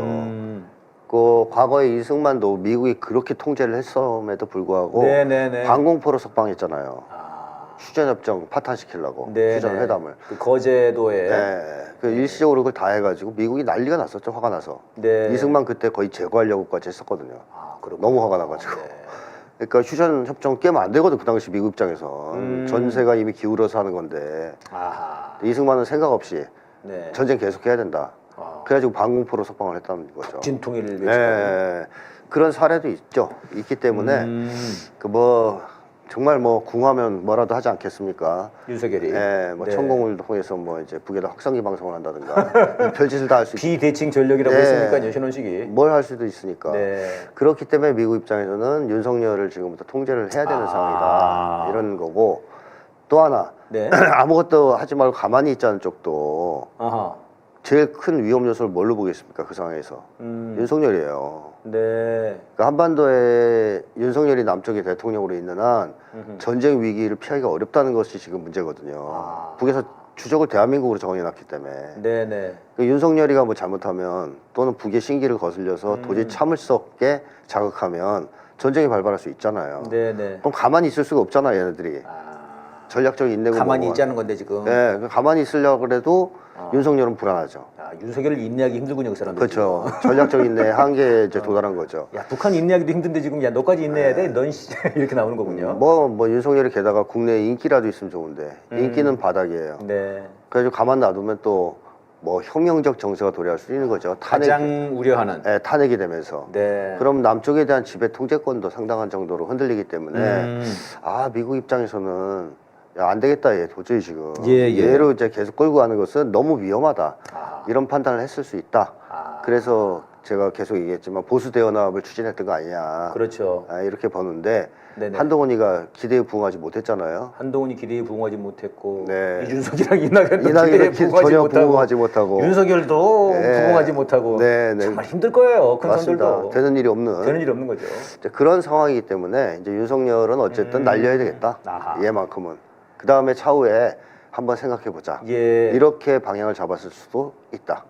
아, 그러면은 그 말씀은 그러니까 저도 이제 그저께였던 것 같아요. 네. 갑자기 국힘당 인사들과 한동훈, 그 다음에 조중동이 예. 일제히 대통령실을 공격하더란 말입니다. 맞습니다. 그래서 야, 저는 처음에는 윤석열이랑 짜고 하나 이게 또 약속되려닌가 생각을 했어요. 네. 근데 윤석열이 그럴 놈이 아닌데, 그렇죠. 여기서 물러설 놈이 아닌데. 그런 약속들을 왜 하겠어요? 그러니까요. 네. 그렇게 치면은 오늘 선생님 분석에 의하면 이 국힘당 쪽 애들은 아무렇지 밥그릇 이런 게 좀 컸다고 보여지고 네. 또 이 조중동은 사실상 그 큰 손의 네. 주둥이들이니까 지휘를 받고 있는 빨리 세력이죠. 얘기를 하는 거지 않습니까 얘네들은. 조중동은 거의 뭐 미국의 기관지라고 보면 되죠. 그러니까요. 사실 지금 저희가 돌이켜 보면은 김건희 특검법 통과를 했던 12월 말에 네. 그 12월 초부터 막 걔들이 그런 얘기를 했지 않습니까? 동아일보라는 데 사설에서 네, 네. 김건희는 사과라고 가라 그렇죠. 얘기하고 네. 약간 핸들링을 좀 했잖아요. 이렇게 그렇습니다. 한동훈 네가 나서고 네. 제2의 6.29 지금 해야 돼. 네. 그러면서 윤석열 출당시키고 뭐 이런 식으로. 네. 근데 그게 지금 다 무산됐는데 그렇죠. 이번에 다시 한번 해보려고 하는. 그렇죠. 근데 선생님 그러기에는 한동훈이 너무 못하는 거 아닙니까? 그래서 한동훈이에 대해서도 거의 팽하는 분위기가 좀 있었어요. 조중동에서. 아하. 막 깠잖아요. 그게 지난주에 네. 야, 맨날 이재명만 까고 있어 왜? 뭐 한계에 봉착했다. 한계에 봉착했다. 한동훈 문제 있다 뭐 이런 식으로. 그래서 한동훈도 까고 그러니까 한동훈도 뜨끔했겠죠. 자기 맨날 띄워주던 데서 갑자기 까기 시작하니까 나 버림받나? 네네. 이런 생각 들었을 거고 한동훈한테 마지막 기회를 준 거죠. 이번에 제대로 해 너. 안 그러면 참수야. 뭐, 이제 뭐 이렇게 네. 이제 협박을 했을 가능성이 있죠. 네. 한동훈도 생각을 해보면 이 상태로 그냥 윤석열 꼬북 노릇하다가 총선 네. 끝나고 그냥 끝나느니 예. 모험을 한번 해봐야 되겠다는 생각도 할 수 있습니다. 그래서 이번에 아마 한동훈도 같이 한 거 아니냐. 네네.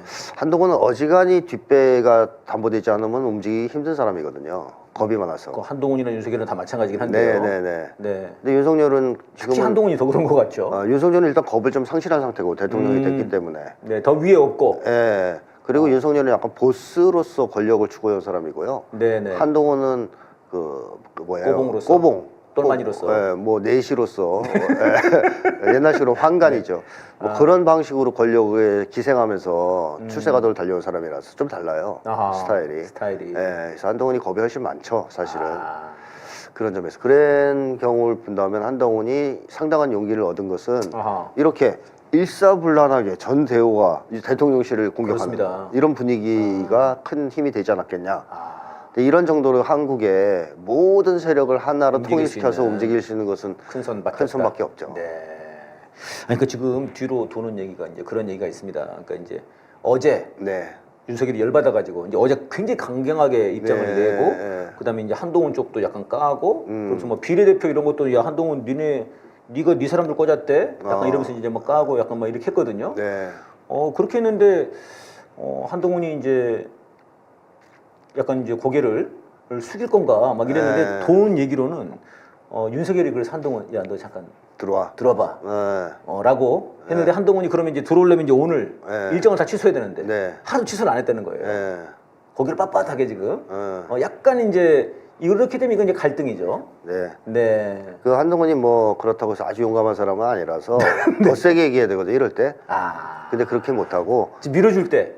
근데 내 생각엔 변함이 없다. 그러면서 이제 그냥 소극적 버티기를 하는 중이에요. 그러니까 이것도 한동훈 입장에서 상당한 용기를 낸 거라고 봐야 되는데 그 겁 많은 인간이. 그러면 만약에 이게 지금 진짜 그 미국이랑 이 큰 손들이 야 한동훈 너 지금밖에 없어 라고 하면은 그때 12월 말에 나왔던 얘기들 예를 들면 윤석열을 출당시킨다랄지 약간 더 맞서고 이렇게 나올 가능성이 있네요. 그렇죠. 그 길로 이게 지금 이제 리트머스겠군요. 선택의 기로에 선 거죠. 한동훈이 그 길로 과감하게 나갈 거냐 아니면 또 몇 대 맞고 또 찌그러질 거냐 이런 건데요. 이번에 또 맞고 찌그러지면 한동훈 끝납니다. 제가 볼 때. 더 이상 가치가 없어요. 존재 가치가. 그러니까 국민들이 보기에도 저런 찌질을 어디다 쓰겠냐 이런 생각이 들 거고요. 미국이나 조중동이 보기에도 저거 전혀 안 되겠다 저거.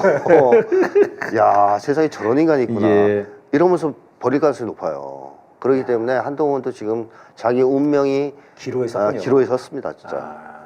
여기서 이제 한동훈 입에서 윤석열 출당 얘기가 나오냐 안 나오냐. 그렇죠. 약간 이게 좀 리트머스 시험지네요. 뭐 제일 좋은 거는 뭐 기자회견 열어서 한동훈 출당하라 얘기하고선 윤석열 출당하라. 잠수 타는 거예요. 절대 안 만나고 숨어서 막 잠수 타고. 윤석열 만나면 딱 등 한번 치면 바로 90도기 때문에. 그렇죠. 무섭잖아요. 그렇죠. 그 앞에 오면 얼어버릴 텐데 쫄아서 안 만나고 숨어 있어야지. 잠수. 전화도 다 비번번호 끊고. 그 지금 제가 좀 인상 깊었던 건 한동훈이 뭐라고 그랬냐면요. 엊그제 이 총선 내가 앞으로 남은 기간 동안 서서 죽겠다 내가. 이렇게 얘기를 했어요, 선생님. 왜 이런 말을 하는 거죠? 불안한 거죠. 불안한 거죠. 네, 제가 볼 때도. 네. 지금 안 그래도 한동훈이 좀 입이 거칠어지고 있는데 더. 네. 네. 뭐 색깔공세 다시 꺼내고. 그러니까 제가 그 두 가지를 여쭤보고 싶었어요. 네. 정복 공세를 정복 타령을 하고 있어요. 네, 맞습니다. 아니 그냥 막 이거는 제가 어떤 생각이 들었냐면 옛날에 황교안이었나? 네네. 아 갑자기 선거 막판 되니까 계속 또 정부 타령 하더라고요. 뭐 그런 거랑 똑같은 것 같습니다. 불안하니까 그런 거. 그 전에는 좀 그래도 뭔가 정책 얘기 같은 거 하고 그러다가 네. 갑자기 막판 되니까.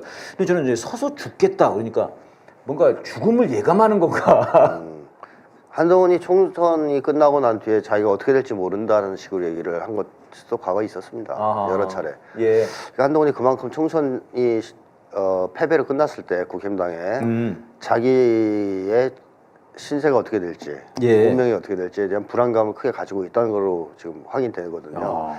근데 지금 한때 좋았잖아요. 네네. 언론에서 막 민주당이 질 것 같이 떠들고 그랬죠. 공천 파동 막 이제 난리 막 보도하고 이러니까 한동훈이 기분이 좋았잖아요. 그래서 계속 셀카 찍고 있었는데 그 셀카 찍다 보니 갑자기 방향이 바뀌었네.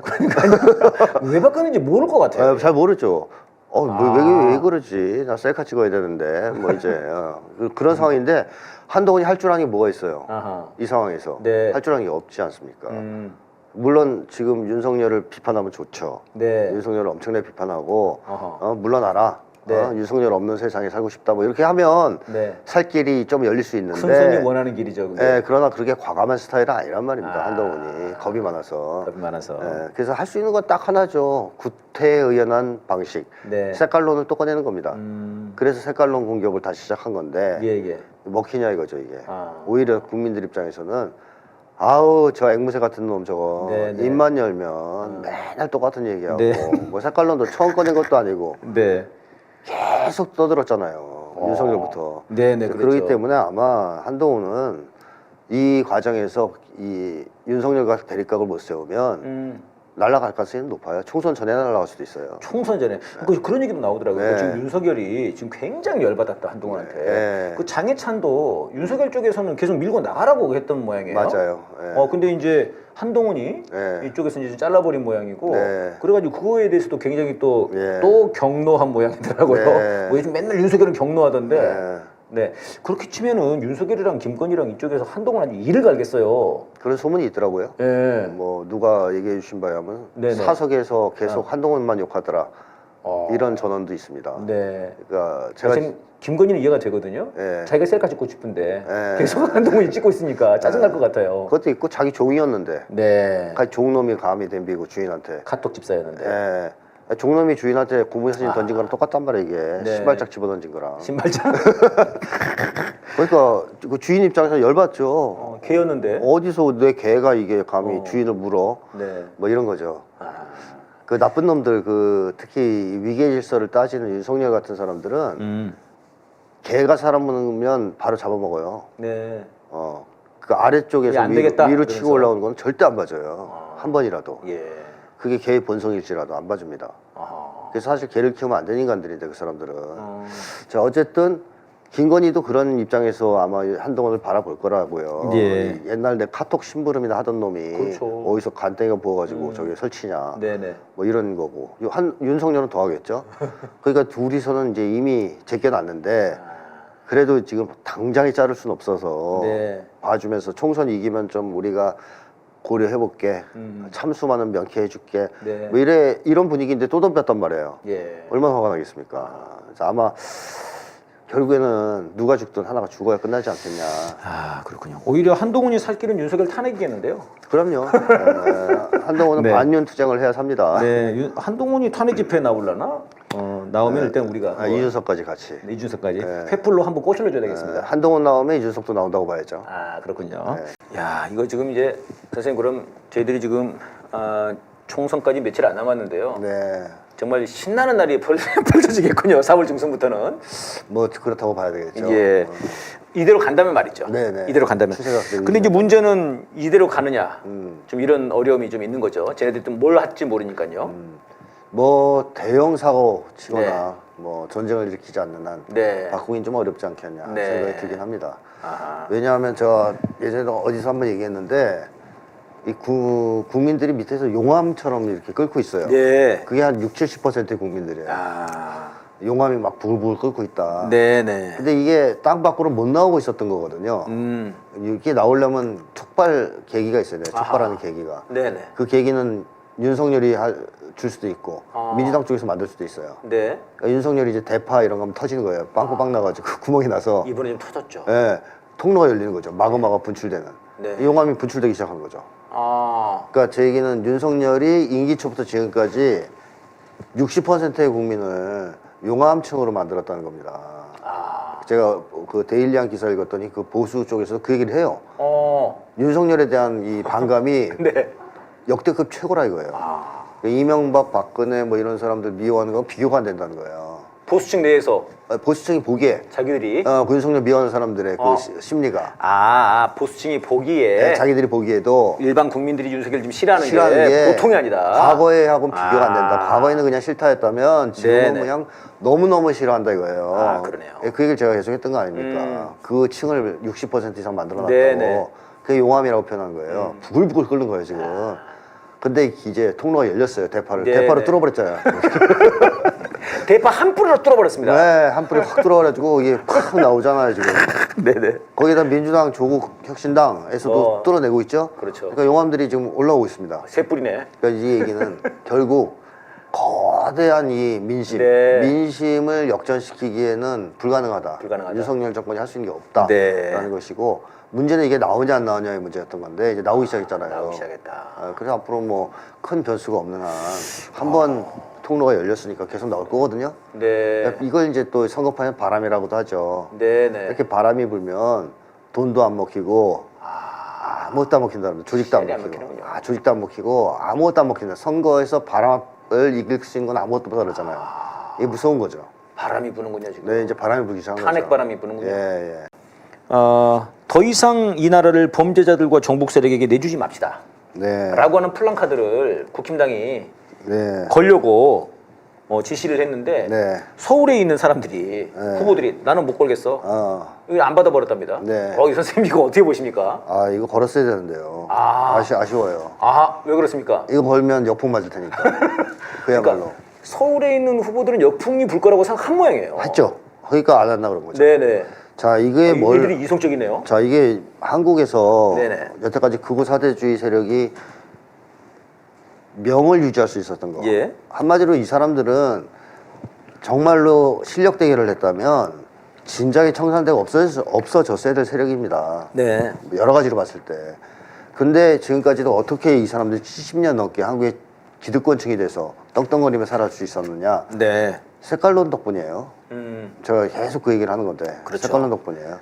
색깔론으로 여태까지 밥 먹고 살아온 집단이다. 이렇게 보면 틀림없거든요. 그리고 제2의 색깔론이 도덕성 공격입니다. 예. 그 말씀하셨죠. 색깔론이 잘 안 먹히니까 나온 조국, 이재명, 윤미향 다 도덕성으로 다 도덕성으로 좀 공격을 하고 있는 거죠. 색깔론으로 안 되니까. 네네. 자, 근데 이 어쨌든 둘 다 색깔론이라고 보면 돼요. 네. 그걸 같은 거다. 동시에 플랜카드에 다 넣은 거잖아요. 그러네요. 범죄자, 범죄자들과 제2의 색깔 공격, 종북 세력 오리지널 색깔 공격 합쳐서 집어넣었잖아요. 네. 그러니까 얼마나 이 사람들이 이거에 지금 목을 메고 있는지를 알 수 있죠. 네네. 자, 그런데 문제는 뭐냐면 국민들이 이걸 무서워하지 않는다는 거예요, 이제. 국민들이. 네. 제2의 색깔론에 대해서도 이제 어느 정도 면역이 생겼어요. 처음에는 흔들렸거든요. 예. 조국 전 장관 문제, 대장동권 이런 데서 흔들렸는데 예. 시간이 지나면서 보니까 야, 저놈들 진짜 저거는 상대를 잡아뜨리기 위한 비열한 정치 음모다, 공작이다 이런 것들에 대해서 국민들이 이제 깨닫고 있는 중입니다. 네네. 잘 안 먹혀요 이제. 어지간해서는 일단 안 믿고 보는 쪽이고. 네. 이렇게 보면 이 두 가지를 내세워서 이익을 볼 만한 게 별로 없다. 국민들한테 영향을 못 미치니까 오히려 국민들을 화나게 만들 수 있죠. 네. 그럼 그렇지. 니네들이 할 줄 아는 게 뭐가 있어. 또 색깔론 들고 나오겠지. 그럴 줄 알았어 이놈들아. 네. 이런 분위기라는 거거든요. 근데 이거를 왜 현장에 있는 사람들은 아느냐. 현장에서 평소에는 사무실에 앉아서 맨날 술만 먹다가도 선거철에는 사람들을 만나잖아요. 나가서 만나봐야 되니까. 다니면서. 그리고 대화도 좀 할 거 아니에요. 네. 색깔론 먹히냐 안 먹히냐 왜 모르겠어요. 아하. 국민 여러분, 종북 세력한테 나라를 넘겨주면 안 되지 않겠습니까? 그러면서 국민들이 그럴 거 아니야. 아이고 또 그 타령이냐. 지겹다 지겨워 이 자식아 뭐 이제. 너 이제 예전에도 나와서 구시대적 인물이 또 나와서 아주 지겨워 죽겠는데 하는 말도 그냥 똑같아요. 그러면서 막 냉소적 반응들을 겪었을 가능성이 높아요. 그럼 이 사람들이 느낌이 오는 거죠. 이거 안 먹히네. 이거 안 먹히네. 그 상황에서 이거 걸라 그러면 죽으라는 얘기밖에 더 돼요. 그러니까 이제 지금은 민생 얘기해야 된다. 그렇게 얘기를 했더라고요. 그렇죠. 후보들이. 당연히. 네. 게다가 이제 문제는 이 색깔 공격을 국민들은 이제 안 무서워하는데 여전히 민주당을 중심으로 한 정치인들이 무서워합니다. 정치인들은 좀 뒤떨어져 있어요. 오히려 국민들보다. 무서워합니다. 이번에 이제 비례 문제 같은 경우도 그렇다는 거죠. 그래서 빨리 극복해야 됩니다. 예. 지금 이제 총선이 다가오면서 쟤네들이 불안하다 보니까 자꾸 이런 데 또 목을 매는 것 같아요. 그렇죠. 공안 사건 문제, 방금 말씀한 종북몰이, 그다음에 이제 이재명 대표에 대한 그 재판. 지금 투표 전날까지도 재판에 나오라고 했다는 겁니다. 지금 그 조정을 안 해준대요. 지독한 거죠. 정말 지독합니다, 진짜 이놈들. 그다음에 지금 조민 씨에 대해서도 또 뭘 또 걸고 넘어졌어요. 야, 진짜. 이제 그게 너무 오래서 국민들이 화가 나는 거예요. 이제 슬슬. 옛날에는 진짜 나쁜 짓 했나? 문제가 있나? 지금은 아니에요. 다 드러나 버린 거고. 지금은 이제 너무 그걸 우려먹고 오래 하니까 야, 나쁜 놈들 또 시작이다. 지긋지긋하고. 그러니까 이 플랜카드를 걸 수가 없는 거죠. 게다가 이거 거는 순간 누가 떠오르냐, 국민들 이미지에 그 플랜카드 보는 순간 한동훈 딱 떠오르겠죠. 범죄자? 이 말을 한동훈이 계속 했잖아요. 종북 세력? 범죄자 종북 세력. 그럼 딱 보는 순간 한동훈이 떠오르고 윤석열이 떠오를 텐데 선거에 무슨 도움이 되겠냐고요.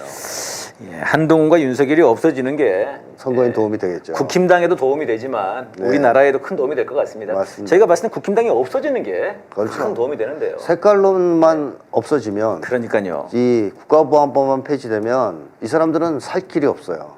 실력은 없거든요. 능력도 없고 게다가 국민을 위한 정치 안 하지 않습니까? 어떻게 버팁니까? 못 버텨요. 제대로 된 공정한 경쟁, 정책 경쟁을 하면 다 도태됐을 겁니다. 그래서 색깔론 하나로 지금까지 버틴 거예요. 그러니까 이걸 빨리 없애야 됩니다. 알겠습니다. 여러분, 우리 독립군들의 마음으로 이번 총선에서 국힘당을 완전히 없애버렸으면 좋겠습니다. 오늘 싸대기 여기까지 하겠습니다. 선생님 고맙습니다. 네. 이종섭. 도주대사. 아니 우리가 저 사명대사, 서산대사 이런 분들이 아주 유명한 항일의 스님들이신데 이놈은 도주대사. 정부에 이제 윤석열 정부의 새로운 정부 직책이 하나 생긴 거죠. 도주대사. 앞으로 많이 나올 것 같습니다. 정말 그 말이 하나도 안 되더만요. 막 그 원래는 공수처에서 수사를 받아야 되니까 못 나가는 거였는데 법무부에서 막 이렇게 해가지고 바로 바꿔버리고 또 뭐 정부 발표로는 지금 뭐 바꿀만 했다. 그런데 알고 보니까는 최단기간 교체래요. 호주 대사 중에 최단기간이랍니다. 최단기간. 괜히 잘렸구만요. 지금 원래 대사가. 그다음에 또 얼마나 급하게 나가는지 원래는 그 임명장 원본을 갖고 나가야 된대요. 근데 지금 그것도 못 받고 사본 들고 나갔대요. 다시 원본 받으러 들어와야 된답니다. 그래요? 아마 총선 끝나고 들어올 것 같은데요. 원본 누가 배달해 주지 않을까요? 그럴 수도 있나? 본인이 받아야 되는 거 아니나? 그런가요? 모르겠어요. 그러니까 본인이 받아가야 된대요. 아니면 윤석열이 나가서 주든가. 직접 들고 가서. 호주 가가지고. 야, 진짜 아무튼 뭐 말이 다 안 맞습니다. 그 원래는 나가 있는 대사가 들어와서 만나고 인계하고 이렇게 나가는 게 보통은 상례랍니다. 근데 지금 지가 먼저 나갔어요. 있는데 거기 있는데 가가지고 발로 차서 밀어내기. 나가 그러고. 그런 거죠. 자리 비워. 그럼 야. 원래 대사는 뭡니까? 쫓겨나간 거죠 지금. 나는 괜찮아 이렇게 오긴 했어요 지금. 안 괜찮아 그럴 거예요 그럼? 괜찮다 그래야지. 이게 이렇게 무리를 하죠? 이게 무리라기보다는 저는 윤석열 정권의 그 본질이 드러난 사건이다 이렇게 보는데요. 국가 권력을 사유한 집단이다. 윤석열 검찰 막 검찰 하나라고 부르잖아요. 근데 이 어떤 국가 운영을 하느냐, 국가 운영을 사유하는 것도 뭐 당연한 거고 거기에 한 발 더 나가서 조폭식 국가 운영을 하고 있다. 조폭식. 딱 떠오르지 않습니까 그 장면이? 저 딱 그게 떠오르더라고요. 영화의 한 장면. 야, 안 되겠다. 너 잠깐 외국 나가서 좀 있다가 잠잠해지면 들어와라. 잠잠해지면 들어와. 부한테 이제 누구 당그라고 시켜놓고 내보내잖아요.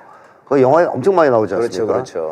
근데 한 가지 차이는 있죠. 이제 그런 조폭들은 그래도 자기들 돈으로 내보내는데 이놈들은 국가 비용을 들여서 그리고 국가의 직책을 이용해서 내보냈다는 이 말도 안 되는 짓을 했다는 건데 어쨌든 내용상으로는 조폭들이 하는 짓과 똑같죠. 그러니까 그러니까 윤석열은 사실 조폭이거든요. 조폭이다. 조폭도목. 그 검찰복은 입은 조폭, 법복을 입은 조폭 이렇게 표현할 네, 것 같아요.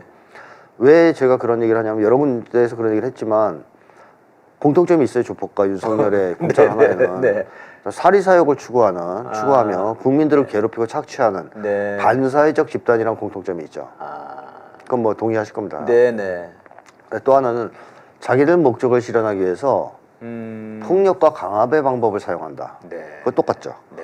물론 조폭은 주먹을 예. 사용하고요. 예. 이 윤석열 일당은 검찰 하나에는 법 기술을 활용합니다. 뭐 압수수색을 친다든가, 예. 뭐 언론에 흘린다든가 이런 식의 이제 교묘한 기술들을 쓰지. 예. 내용적으로는 그게 강압, 폭력 이런 네. 점에서는 똑같거든요. 그래서 방법도 똑같다. 아. 그 다음에 또 하나는 수직적이고 권위주의적인 조직 문화가 있다. 양쪽 다. 네네. 대한민국에서 90도 펄더 인사하는 집단은 조폭하고 윤석열 집단밖에 없어요. 한동훈이 열심히 네, 보여줬죠. 네, 90도 딱딱. 네, 90도. 그리고 어디 부산에서 회 먹고 나올 때. 네네, 몰라요? 맞아요. 윤석열 막 도열해가지고. 장관들이었어요. 장관들. 네네, 뭐 하여튼 정부 인사들이 네. 쫙 조폭처럼 도열해서 90도 인사하는 장면이 있었잖아요. 일광윗집이었나 또 그것도 맞아요, 이름이. 맞아요. 아, 저는 그 장면 보면서 이 야쿠자야 이랬는데 윤석열이라고 그러더라고요. 그렇습니다. 야구자. 왜냐면 일본 야쿠자 영화에서 맨날 보던 장면이잖아요. 그렇죠. 그런 조직 문화는 지금 한국에 군대에도 없어요. 아. 군대도 그 정도는 아니죠. 네. 예, 근데 그게 남아있는 집단이 대표적인 집단이 한국의 조폭들과 검찰 하나입니다. 윤석열의. 야, 육사위의 검사라는 게 지금 드러난 거군요, 이게 그렇습니다. 또 그러면은. 자, 그런 점에서 보면 이것은 이 사람들은 조폭이에요, 조폭. 네. 사실 조폭이니까 조폭식으로 국가가 운영하는 건 당연한 것이고요. 네네. 뭐 윤석열 입장에서는 어이 시끄러워 잠깐 내보냈다 외국인 내보냈다 데리고 오지 예. 뭐 이런 거 아니겠습니까? 네. 그러니까 이게 또 이제 핵심은 이게 이제 윤석열 대통령실에서 이종섭한테 전화를 걸었다는 겁니다. 그게 또 이번에 밝혀졌습니다. 전화를 걸어서 공수처가 이걸 밝혀낸 거거든요. 전화를 건 다음에 수사 외압을 했다는 겁니다, 이종섭이. 그러니까 이게 이제 이게 전화를 걸었다는 것 자체가 외압을 준 거 아니겠습니까? 그렇죠. 대통령실에서. 그러면은 그동안 소문에 윤석열이 이 사안을 듣고 책상을 쾅 치면서 경로했다. 이게 지금 이제 그동안은 이제 정황으로만 있었는데 네. 증거가 나온 거죠. 전화했다는 증거가. 그러면은 뭐라고 전화했냐? 뭐라고 전화했길래 지금 이걸 밝히는 과정이었거든요. 네. 근데 얘를 토끼게 한 거죠. 네. 이게 밝혀지면 사실 선생님 이거는 수사 외압이니까 탄핵이죠 이거는. 물론 윤석열 탄핵 사유가 그거만 있겠습니까? 그렇습니다. 너무 많아요. 많지만 네, 이건 결정적인 탄핵 사유이기도 하다라는 거죠. 그러니까요. 그런데 이거를 이제 내보낸 거. 네. 그러니까 이걸 역으로 다시 돌려보면 뭔가 굉장히 자기들한테 아킬레스가 있었던 거 아니냐. 이종섭이 정말 불어버리면. 그러니까는 뒷돈 주고 몰래 가서 숨어 있어가 아니고 네. 오히려 승진을 좀 대사로 네. 더 높여주면서 숨어 있어. 도망가 있어 이렇게. 그렇죠. 그것도 외국에 가 있어. 그러니까요. 국내에 있으면 또 어떻게 될지 모른다. 네. 이종섭이 처음에 그 사인을 했던 사람 아니에요? 네, 그렇습니다. 그러니까 처음에는 그냥 그렇게 하라고 그랬어요. 사인을 했어요. 네네. 그랬다가 이제 번복했죠. 압력을 받고 번복한 거죠. 번복해서 압력을 가했죠. 네, 그런 거 보면 이종섭이 뚜렷하게 자기 중심이 확고한 사람은 아니라는 볼 수도 있거든요. 그러니까 높은 직책을 주면서 내보내는 식으로. 그래서 불안하기 때문에 내보냈을 수도 네네. 있습니다. 네. 근데 선생님 저는 이제 이런 데서는 이렇게 정광석화냐? 그런 건 잘하죠 윤석열 쪽이. 아니 우리 국민들이 원하는 네.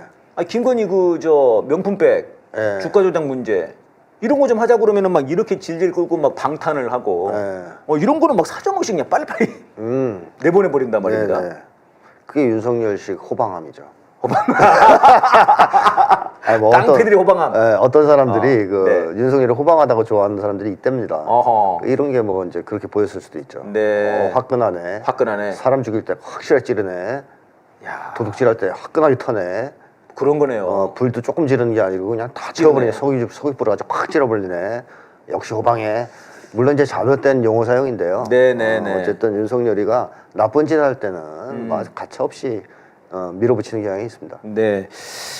근데 저는 이제 또 이런 생각도 들더라고요. 이게 이종섭이 정말 처음에는 사인을 어쨌든 했으니까요. 네. 어떤 마음인지는 모르겠는데 어쨌든 자기가 국방부 장관일 때 자신이 관할해야 되는 그 상병이 죽은 거 아닙니까, 선생님? 네. 그럼 거기에 인간적인 도의적인 책임감도 있어야 되는 것 아닙니까? 그렇죠. 근데 이거를 이 진실을 밝혀달라고 하는 국민들의 요구, 네. 이거를 밝히지를 않고 오히려 수사 위압을 해버린 네. 이런 사람이 지금 그것도 당당하다면 자기가 했던 행동들이 당당하다면 밝히면 되지 않습니까? 그냥 공항에 가가지고 네. 아니 제가 했던 건 다 당당하다. 네. 정말 문제가 있었기 때문에 제가 이렇게 한 거다. 한번 말씀해 보시라면 해보시라 이렇게 하면 되는데 네. 뒷구멍으로 숨어가지고 네. 기자들 오기 전에 먼저 갔대요. 네. 게다가 또 그 대사관 있는 데로 간 게 아니래요. 공항이 어디 뭐 저기 다른데 외진 데로 갔대요. 그러니까 떳떳하지 않다는 거지 않습니까 스스로. 그러면 이종섭이라는 사람이 네네. 그 사건으로 인해서 양심의 가책을 느끼거나 네네. 심적인 괴로움, 혼란 같은 걸 느끼고 있을 가능성이 있겠네요. 아. 그래서 그걸 감지할 거 아닙니까 저쪽 사람들이. 네. 그래서 더 빨리 내보내야 된다 이 사람 했을 수도 있겠네요. 조금 더 이해가 가네요. 그러니까 네. 이렇게 서두른 이유가 네. 이종섭이 변심할 수도 있다. 그렇죠. 애가 심히 약해. 어떻게 될지 모르겠어. MBC 기자가 네. 이제 다른 기자들 뭐는 다 놓쳐버렸고 MBC 기자가 찾았대요. 그랬더니 왜 이렇게까지 하냐 이런 식으로 말을 했대요. 이종섭이. 사실 그거 우리가 질문하고 싶은 거거든요. 그렇죠. 왜 이렇게까지 하냐 너? 근데 왜 이렇게까지 하냐 이렇게 얘기를 했다고 그래요. 약간 심약함이 있는 건가? 그렇죠. 원래 윤석열 정권에 있는 사람들 스타일은 빤빤함이잖아요. 그렇죠. 뭐 내가 뭐 어쨌다고 한동훈. 한동훈. 너는 잘했냐? 뭐 이제 이렇게 나오는 맞아요. 스타일인데 이 사람은 그런 급까지는 안 되는 거죠. 그 양심이 고장이 나긴 났겠지만 그런 줄 아는군요. 상대적으로 덜 고장 난 사람. 덜 고장 났다. 그래서 괴로운 거죠, 좀 부끄럽고. 그래서 그런 게 있군요. 당당하게 이렇게 얘기하기까지는 그런 정도로 철면피는 아니다. 그러면 윤석열 입장에서 보면 이거 이 사람 안 되거든요. 안 되겠네. 위험한 인간이거든요. 이해가 됐습니다. 네. 급하게 내보낸 이유가 있네요. 네. 그러니까 처음에 이 문제가 발생했을 때 난리가 났어요. 그러니까 그때 조선일보도 뭐라고 했던 것 같은데. 그리고 그 다음 날 그래서 이제 그러면 안 나가고 수사 잘 받고 나가겠다 이렇게 나왔어요 기사가. 그래서 그렇게 되는 모양이 그랬어요. 그 다음 날 출국시켜 버렸습니다. 그러니까 그런 말도 하면 안 되는 거죠. 네. 수사 잘 받겠다는 얘기도. 그러니까요. 예, 지금 이제 이런 과정에서 윤석열이 좀 굉장히 궁지에 몰려 있습니다. 지지율은 이제 뭐 30% 초반대로 떨어져가지고 네. 올라가지를 않고요. 네. 탄핵 여론은 갈수록 높아지고. 네. 네. 그래서 뭐 결국 이제 뭐 한동훈 심폐소생술. 네. 네. 그다음에 뭐 미국 입장에서 이제 3당들 어떻게 야합하는 그런 신당과 네. 국힘당의 야합 뭐 이런 걸 하려고 하는 뭐 뭔가 그런 보수대연합. 네, 생명 연장의 꿈 이런 걸 해보려고 하는데 어쨌든 간에 네. 윤석열 입장에서는 굉장히 좀 이제 설 자리가 없어지고 네. 그러고 있습니다. 지금 현재 윤석열의 심리 상태는 어떨지. 윤석열은 세 가지의 불안에 시달리고 있을 것이라고 하는데요. 네. 첫 번째로는 북의 핵무기에 대한 불안. 이거는 원래부터 계속 있었죠. 네. 윤석열이 말로는 북을 우습게 대하고 막 선제 타격하겠다라고 떠들었지만 네네네. 북의 핵무기에 대해서만큼은 상당한 두려움과 불안을 느끼고 있다는 게 확인되거든요. 네. 그러니까 윤석열이 무리해서라도 자체 핵무장을 하겠다고 설치다가 딱 1년 전에 그 무인기 왔다가 가고 딱 그때 그랬죠. 형님들한테 조인트 까이고 그렇지, 까였죠. 안 된다고. 안 돼! 뭐 이렇게 네. 해서 혼났잖아요. 그렇습니다. 근데 북쪽에서 그 이후에 자제했느냐. 미국이 이제 우리가 해구산을 제공해 줄 테니까 네네. 안심해. 그래서 뭐 잠수함도 들여오고 윤석열 네. 데리고 와서 그 잠망령도 보여주고 막 그랬잖아요. 예, 윤석열은 안 보고 김건희가 봤죠. 네, 김건희가 뭐 이제 김건희가 보면 되는 거죠. 네, 김건희 대통령이니까. 네. 근데 어쨌든 미국이 그렇게 윤석열을 안심시켜주기 위해서 전략자산을 전개한 측면도 있어요. 예. 한국에 전략자산이 굉장히 많이 들어왔잖아요. 우리 이렇게 많아. 네. 걱정하지 마. 뭐 봐봐, 우리가 이렇게 다 지원해주고 있어. 그치. 이게 얼마나 북을 많은데. 압박하고 협박하는 측면도 있지만 윤석열을 안심시키는 측면이 상당히 있어요. 윤석열이 너무 불안해하니까. 나 힘 아직 안 죽었다 내가. 봐, 이거 괜찮아. 우리가 다 보여줄 수 있어. 예. 근데 또 화성포 18형 또 쐈어요. 이번에 그랬죠. 예. 그러니까 이제 미국이 아무 말도 못하고 있죠. 예. 또 그다음에 딱 그 저 미주리 네. 잠수함 들어온 딱 그 위치만큼 500km 딱 쐈으니까. 단거리도 쏘고 그다음에 이제 화성포도 쏘고. 화성포도 쐈고.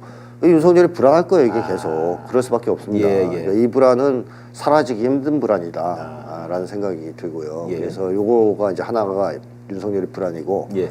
두 번째 불안은 탄핵당할지도 모른다는 불안이 있죠. 자기 입으로 탄핵이라는 얘기를 꺼내지 않았습니까? 네네, 그랬죠. 탄핵하려면 하십시오. 하라고 하십시오. 그렇죠. 의식한다는 얘기죠.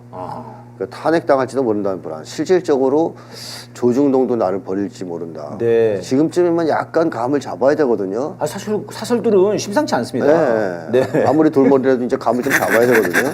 네. 그래서 느낌이 좀 올 거예요. 이 기득권 세력, 보수 세력이 다 나를 이제 버리려고 하나? 팽당하는가? 형님들도 옛날 같지 않네. 네. 국제무대 가도 안 만나주시고 이런 불안한 느낌이 있을 거 아니에요. 네. 그러다 보면 이제 탄핵으로 몰리는 거 아니야? 이런 이제 불안이 하나 있을 거고 예. 마지막 불안은 김건희한테 버림받을지도 모른다는 불안도 있겠죠. 뭐 제대로 못 하고 있잖아요. 사냥 네. 그 집계 노릇을 토리만도 못 하잖아요. 지금 한혜지 씨 김건희 입장에서 네. 아니 뭐 특검도 못 맞고. 특검도 못 맞고 네. 어머니 구속도 못 맞고 네네. 고속도로 휘게 했는데 그것도 하다마다 지금 흐지부지 되는 중이고 무조건 밀어붙였어야지 말이야. 네, 그거를. 해서 지금 그거 말고도 쉴 게 많은데 더 밀게. 그죠 이제 이거 이제 시작인데 네. 등등등 이런 것 때문에 엄청 괴롭힘을 당할 가능성이 있단 말이에요. 집에서 네. 넌 밥 먹지 마 이 자식아 막 이런 식으로 그러면 얼마나 불안하겠어요. 아 이거 마누라가 날 차버리는 거 아니야. 이혼당하는 거 아니야. 야. 그래서 그런 트라우마 때문에 아마 영국 갔을 때도 김건희가 없었을 때 네네. 그 입구를 못 찾고 막 헤매는 모습을 보니까 아니야. 자문인 가든가요? 네. 네. 어디지? 네, 순간적으로 네. 뭐 그런 것이 세 번째 불안이다. 예. 이 세 가지 불안이 겹쳐져서 상당히 불안해할 것이라고 보는데 이 문제는 이겁니다. 윤석열 같은 사람은 이렇게 심각하게 불안해졌을 때 네네. 자기를 돌아보거나 뭐 반성을 하거나 네. 좀 얌전해지거나 하는 사람이 아니에요. 예. 날뛰어요. 더 나쁜 짓을 하면서 더 미쳐 날뛰는 사람입니다. 정말 그야말로 멧돼지군요. 네, 멧돼지죠. 예. 짐승들도 불안하면 막 발광을 하잖아요. 쥐도 구석에 몰리면 고양이를 무는 이유가 이 미쳐서 그런 거예요. 불안해서. 네, 네. 불안하지 않으면 고양이가 미쳤어. 쥐가 미쳤으니까 도망가야지 왜 고양이를 물어요. 빌든가. 네. 물어요. 막 덤벼요. 그러니까 이런 식으로 벼랑 끝에 몰렸을 때 이렇게 불안했을 때 윤석열이 사고를 칠 가능성이 매우 높다라는 네. 것이 문제인 것이죠. 사고. 네, 사고라고 하면 결국은 이제 제가 뭐 계속 방송에서 내보냈고 교수님, 선생님이 말씀하셨던 전쟁 같은 것도 할 수 있고 이나 이제 전격적인 공안 탄압. 공안 정책을 네네. 가져갈 수도 있고. 그렇습니다. 그런 부분이 굉장히 위험한 부분이군요. 그 재미난 거는 불안의 그 두 가지가 핵이네요, 둘 다. 네. 북핵, 탄핵. 네. 그다음에 이제 버림. 네. 네, 이 세 가지가 굉장히 불안한 거군요. 윤석열 2023년 행보 네. 최악 세 가지만 뽑는다 그러면 혹시 어떤 게 있겠는지. 너무 많아서 참 고르기 힘든데 예. 그 중에서도 이제 뭐 굳이 세 가지를 뽑는다면 네네. 우선 이태원 참사 당시의 행보를 꼽을 수 있을 것 같고요. 예. 너무나 국민들한테 큰 충격과 네네. 분노를 유발했던 모습이었죠. 사실 이태원 참사 당시의 윤석열 정권의 모습은 그야말로 윤석열 정권의 본질을 보여주었다라고 생각합니다. 네. 그 참사의 책임이 있을 뿐만 아니라 예. 그 참사 이후에 보여준 모습들, 끊임없는 책임 회피, 국민에 대한 정가, 그리고 뭐 미신적 행동, 네네. 뭐 사람들 이름도 없는 네네네. 거기 텅 빈 곳에 화합만 덜렁 있는 곳에 5일간 가서 이게 무속의 영향을 받아서 천공이 시시되면 그런 설이 파다했는데 네. 어쨌든 그런 모습들을 보면서 이 윤석열 정권은 본질이 이게 반국민적 정치를 하는 집단, 예. 국민을 죽음으로 내모는 집단이다라는 것을 여실히 보여주는 사건이었다 네. 생각이 되고요. 또 하나 두 번째로 꼽을 수 있는 것은 한미일 군사 동맹이라고 봅니다. 저는 최악의 사건이라고 보는데요. 예. 우리 한국이 그래도 일본의 식민 지배에서 벗어나서 독립국가로서 어느 정도 자존감을 지키고 살아왔는데 네.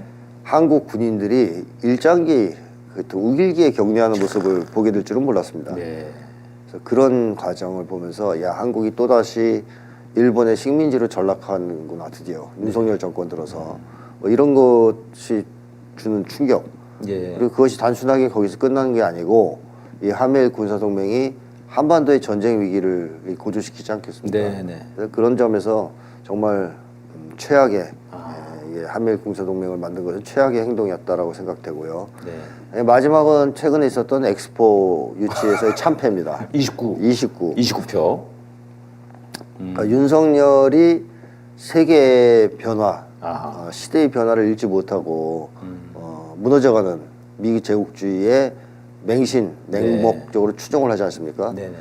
그러면서 어떻게 보면 앞으로 우리가 잘 지내야 될 나라들이 있어요. 사실 뭐 딴 거 다 떠나서 밥 먹고 살기 위해서라도 실리를 위해서. 네, 실리를 위해서라도 잘 지내야 되는 나라들이 있습니다. 러시아, 중국, 브릭스 네. 뭐 이런 소위 이제 남쪽 진영에 속하는 나라라고 하는 나라들, 네. 아시아, 아프리카 뭐 이런 데 다 그렇죠. 예. 이런 데랑 잘 지내야 되지 않습니까? 글로벌 사우스 뭐 그렇게 네, 글로벌 표현하대요. 사우스 맞습니다. 네. 남쪽이라는 나라 편의도 좋네요. 근데 하여튼 윤석열은 그 나라들을 배척하잖아요. 네. 지금 뭐 러시아, 중국을 배척하는 것을 넘어서서 이스라엘 편 들면서 또 중동하고 척을 지고요. 네. 지금 뭐 홍해에다가 한국 군함을 보낸다는 얘기까지 지금 있거든요. 왜 보냅니까? 예멘이 홍해를 봉쇄하지 않았습니까? 그 후티 반군들이. 예. 그래서 그거 막으로? 그래서 미국이 다국적 맞습니다. 함대를 만들려고 하는데 다 도망갔어요. 영국 빼고. 네. 우리 안 할래 하고. 또 윤석열이 생각 없이 또 거기에 덜렁덜렁 군함 보낸다고 지금 뭐 얘기하고 있거든요. 네. 그러면 그 나라들도 적으로 돌릴 수 있고 우리도 그쪽에서 배가 왔다 갔다 해야 되는데 네네. 그것도 막힐 거 아닙니까? 네. 그러니까 이런 막히면 난리 난다는데요. 네. 거기 뺑 돌아가야 된다는데. 전 세계 컨테이너 수송의 30%가 그걸 통과한다는 거예요. 그러니까 그게 이제 막히면 한국도 글로 수송을 많이 하기 때문에 네네. 당장 경제에 악영향을 미치겠죠. 그러겠네요. 이러한 어떤 자해 외교, 우리 한국이 앞으로 잘 지내야 될 먹고 살기 위해서 그런 나라들을 적으로 돌리고 뭐 잘 지내면 손해 보는 나라들하고 잘 지내려고 하는 이런 이제 모습을 보여준 것이 엑스포 참패로 상징되고 있다. 그래서 앞으로 한국은 전 세계적으로 항상 20표 정도밖에 얻지 못하는 나라가 될 수 있다. 이런 겁니다. 네, 29표라는 게 참 상징적인 것 같습니다. 네. 이번에 미국 같은 경우도 그 북한 그 제재해 보려고 화성포 18형 관련해서 해보려고 그러는데 아무것도 안 되고 10개국 극히 한 게 10개국 기껏 모은 게 10개국과 29표 이거는 좀 이제 쪼그라드는 미국과 한국의 외교가 그대로 보여주는 것 같은데요. 우크라이나 전 때만 해도 40개국 정도가 그래도 미국 제재 요구에 받아들여서 40몇 개국이 제재에 동참했었거든요. 근데 그 뒤에 점점 줄어들더니 이스라엘 휴전안이 나왔을 때 10표로 줄었어요. 네, 10몇 표였죠 그때. 10표 좀 넘게 받았을 거예요, 미국이. 그러다가 이번에 또 10개국밖에 못 모았어요. 그러니까 미국이 이제 힘이 미치는 나라가 10개국 정도로 줄었다는 얘기거든요. 그러니까 점점 미국은 추락하고 있는데 패권이 여기에 줄 서가지고 만세 부르고 있는 윤석열 정권 한국을 어디로 끌고 가는지 참 암담한 상황이죠. 네, 이 세 가지 꼽아주신 게 이태원 참사, 한미일 군사동맹 그리고 엑스포 29표, 엑스표가 나오네요. 네, 엑스표. 네, 이렇게 되는데요. 이태원 참사 관련해서 제가 사실 오늘 이제 방송을 위해서 이제 쭉 지나오는데 국회 앞을 지나왔거든요. 오체투지를 하고 계시더라고요. 이태원 참사 가족분들이 그 얼마 전에 사진 한번 돌았지 않습니까? 눈 내리는 날 오체투지 하시는 그 사진이 많이 돌았는데 가슴이 아팠는데 저는 오늘도 하고 있는지 계신지는 몰랐어요.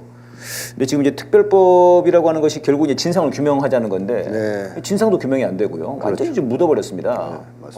그러면서 이제 저는 이제 오늘 한동훈 얘기와도 맞물리는 것 같은데요. 이놈들이 그 참사 희생자분들 계좌를 뒤졌지 않습니까? 마약 검사했죠. 마약한 거 아니냐. 시신들 검사했다는 얘기가 있죠. 그러니까요. 계좌도 뒤지고 시신도 뒤지고. 와. 마약과의 전쟁에 이용하려고 그랬던 거죠. 네네. 야, 정말 참, 그 일어난 사태에서부터 그 뒤에 보인 행태까지 정말 끔찍한 일이 아니었나 싶습니다. 북에서 이제 그 한 해를 마무리할 때 큰 회의를 하더라고요. 큰 회의를 하고 나서 나온 얘기들 중에 김정은 국무위원장의 얘기 중에 그런 게 있었습니다. 전쟁이라고 하는 말을 이 추상적인 개념이 아니라 현실적인 실체로 다가오고 있다 이렇게 얘기를 했습니다. 이제 그 전에 보면은 지금 진행되고 있는 상황들을 보면 그렇다는 건데요. 이 말 자체가 갖고 있는 의미가 꽤 큰데요. 전쟁이 눈앞에 와 있다는 거 아닙니까? 뭐 거의 이제 그렇게 봐야 되겠죠. 전쟁은 기정사실이다라고 보는 것 같아요, 북에서. 피할 수 없다. 기정사실이다.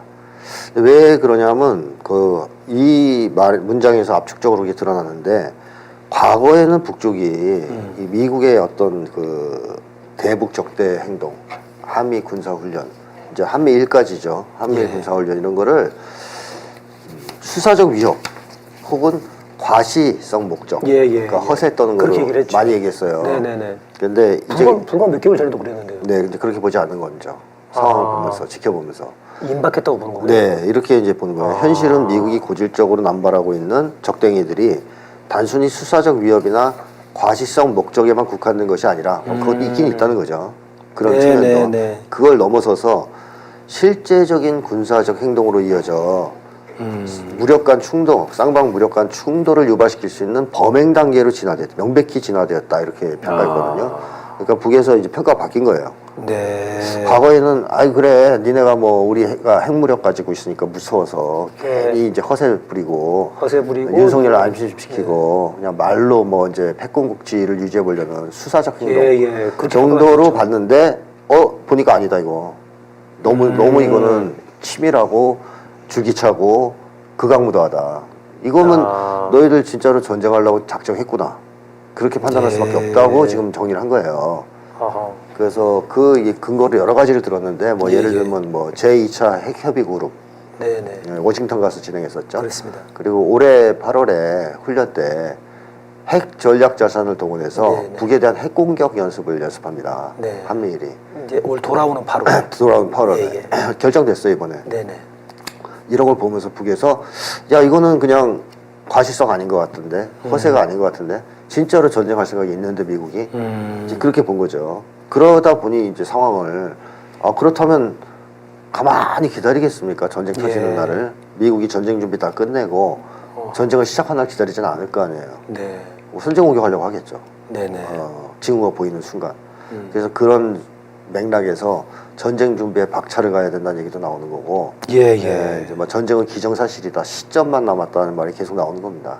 지금 이제 한국 언론들에서는 굉장히 이례적이다 표현이. 이례적이죠. 그렇게 얘기를 하고 있습니다. 그러니까 유사시에 핵무력을 포함한 모든 물리적 수단과 역량을 동원해서 남조선 전 영토를 평정하기 위한 대사변 준비를 계속 박차를 가야 된다. 그래서 이걸 이제 언론들이 대서특필을 했습니다. 근데 이제 우리 그 한국 국민들 입장에서는 지금 북한이 이렇게까지 느낄 정도로 위험한가? 언론들에서 뭐 그다지 얘기를 하진 않으니까요. 그렇죠. 1년 내내 군사훈련을 했는데 북쪽이 표현했듯이 작년에 2배 이상. 2022년에 2배. 2배를 2023년에 했다. 군사훈련 1년 내내 거의 하루도 쉬지 않고 군사훈련을 했다고 해도 과언이 아닐 정도로 군사훈련을 연중 내내 했고요. 그 다음에 한국 역사상 처음으로 핵 전략 자산들이 대거 들어왔었죠 작년에. 뭐 핵잠수함, 핵 전략 핵폭격기, 그 다음에 뭐 항공모함 이런 것들이 계속 들어왔거든요. 이런 걸 보면서 북쪽에서 대응을 하기 위해서 ICBM을 화성포를 3번이나 발사한 거거든요. 작년에. 그러니까 작년에 엄청난 강대강 국면이 있었던 거예요. 우리 국민들이 잘 몰라서 그렇지. 그러니까 이런 상황에서 북쪽에서는 이 상황은 그냥 단순한 위협이 아니라 실제 핵전쟁으로 우리를 공격하기 위한 실행 연습이다. 그러니까 이거는 좌시할 수 없다. 뭐 이렇게 이제 본 거라고 이제 평가해야 됩니다. 그렇군요. 이런 와중에 이번에 이제 김정은 국무위원장의 발언에서 지금 많은 그 분들이 충격을 받은 그 얘기 중에 하나가 이제 이 남북 관계를 동족 관계가 아니라 적대적 두국 관계. 두국가 관계다. 전쟁 중에 있는 두 교전국 관계. 선생님 이 표현은 굉장히 좀 색다른 것 같은데요. 색다른 정도가 아니라 엄청나게 큰 의미를 가지고 있는 또 우리 입장에서는 정말 뭐랄까 심각한 상황입니다. 심각하다. 왜냐하면 북쪽이 이 건국 이래 지금까지 계속 70년 동안 유지해왔던 게 평화통일 노선입니다. 기본적으로 추진해왔던 게. 그걸로 집약되는 게 고려연방제 통일 방안이죠. 그래서 남쪽은 자본주의 체제를 그대로 두고 북쪽은 사회주의 체제를 그대로 두고 국가를 만들자 하나로. 그러니까 일국가 이체제론이거든요. 그러니까 일국가 이체제론을 주장한 게 전쟁을 막기 위해서죠. 그러니까 만약에 북쪽이 남쪽을 사회주의 하려고 하면 남쪽이 반발할 거 아니에요. 전쟁 터질 거고. 남쪽이 북을 자본주의화 하려고 하면 반발하겠죠. 네. 그럼 전쟁으로밖에는 안 되거든요, 이거는. 한 체제에 의한 통일은. 그 흡수 통일론입니다, 그게. 네. 무력 통일론이고. 그래서 북쪽은 계속 그걸 거부하면서 위험하다. 전쟁을 또 할 수는 없지 않느냐. 그래서 일국가 이체제론, 연방제로 가자. 예. 김대중 전 대통령도 거기에 상당 정도 합의를 한 거죠. 그게 6.15 공동선언에 담겼죠. 들어가 있는 거죠. 네. 그 입장을 가지고 있었어요. 예. 계속. 물론 이제 그 상황에서도 만약에 미국이나 한국이 무력으로 공격을 해온다, 전쟁을 도발하면 전면적으로 전쟁으로 통일하겠다는 입장을 가지고 있었죠. 그래서 즉 두 가지 통일 노선이 병존했는데 네네. 기본은 평화 통일 노선이었다. 우선시하는 거는. 예. 그래서 2016년에 당대회에서 김정은 국무원장이 그 얘기를 하거든요. 통일에는 두 가지 방도가 있는데 평화적 방도와 비평화적 방도가 있다고 그랬어요. 2016년이었군요. 2016년에. 예.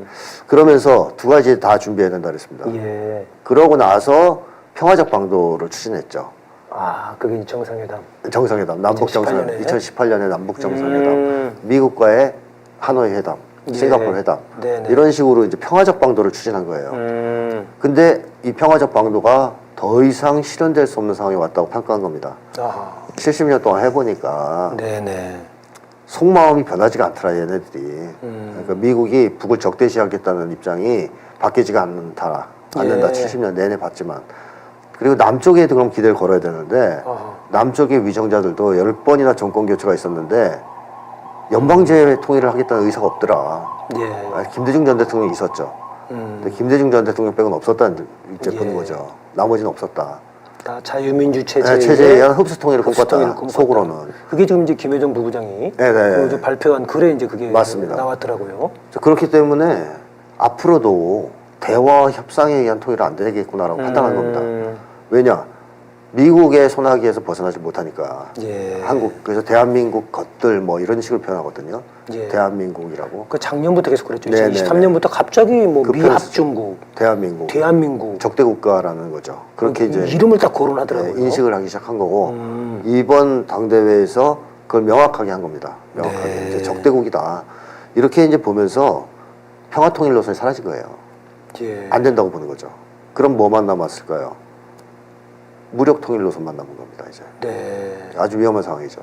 그러네요. 그래서 아까 남조선 전 영토를 평정하는 이런 예, 표현을 예. 쓴 거예요.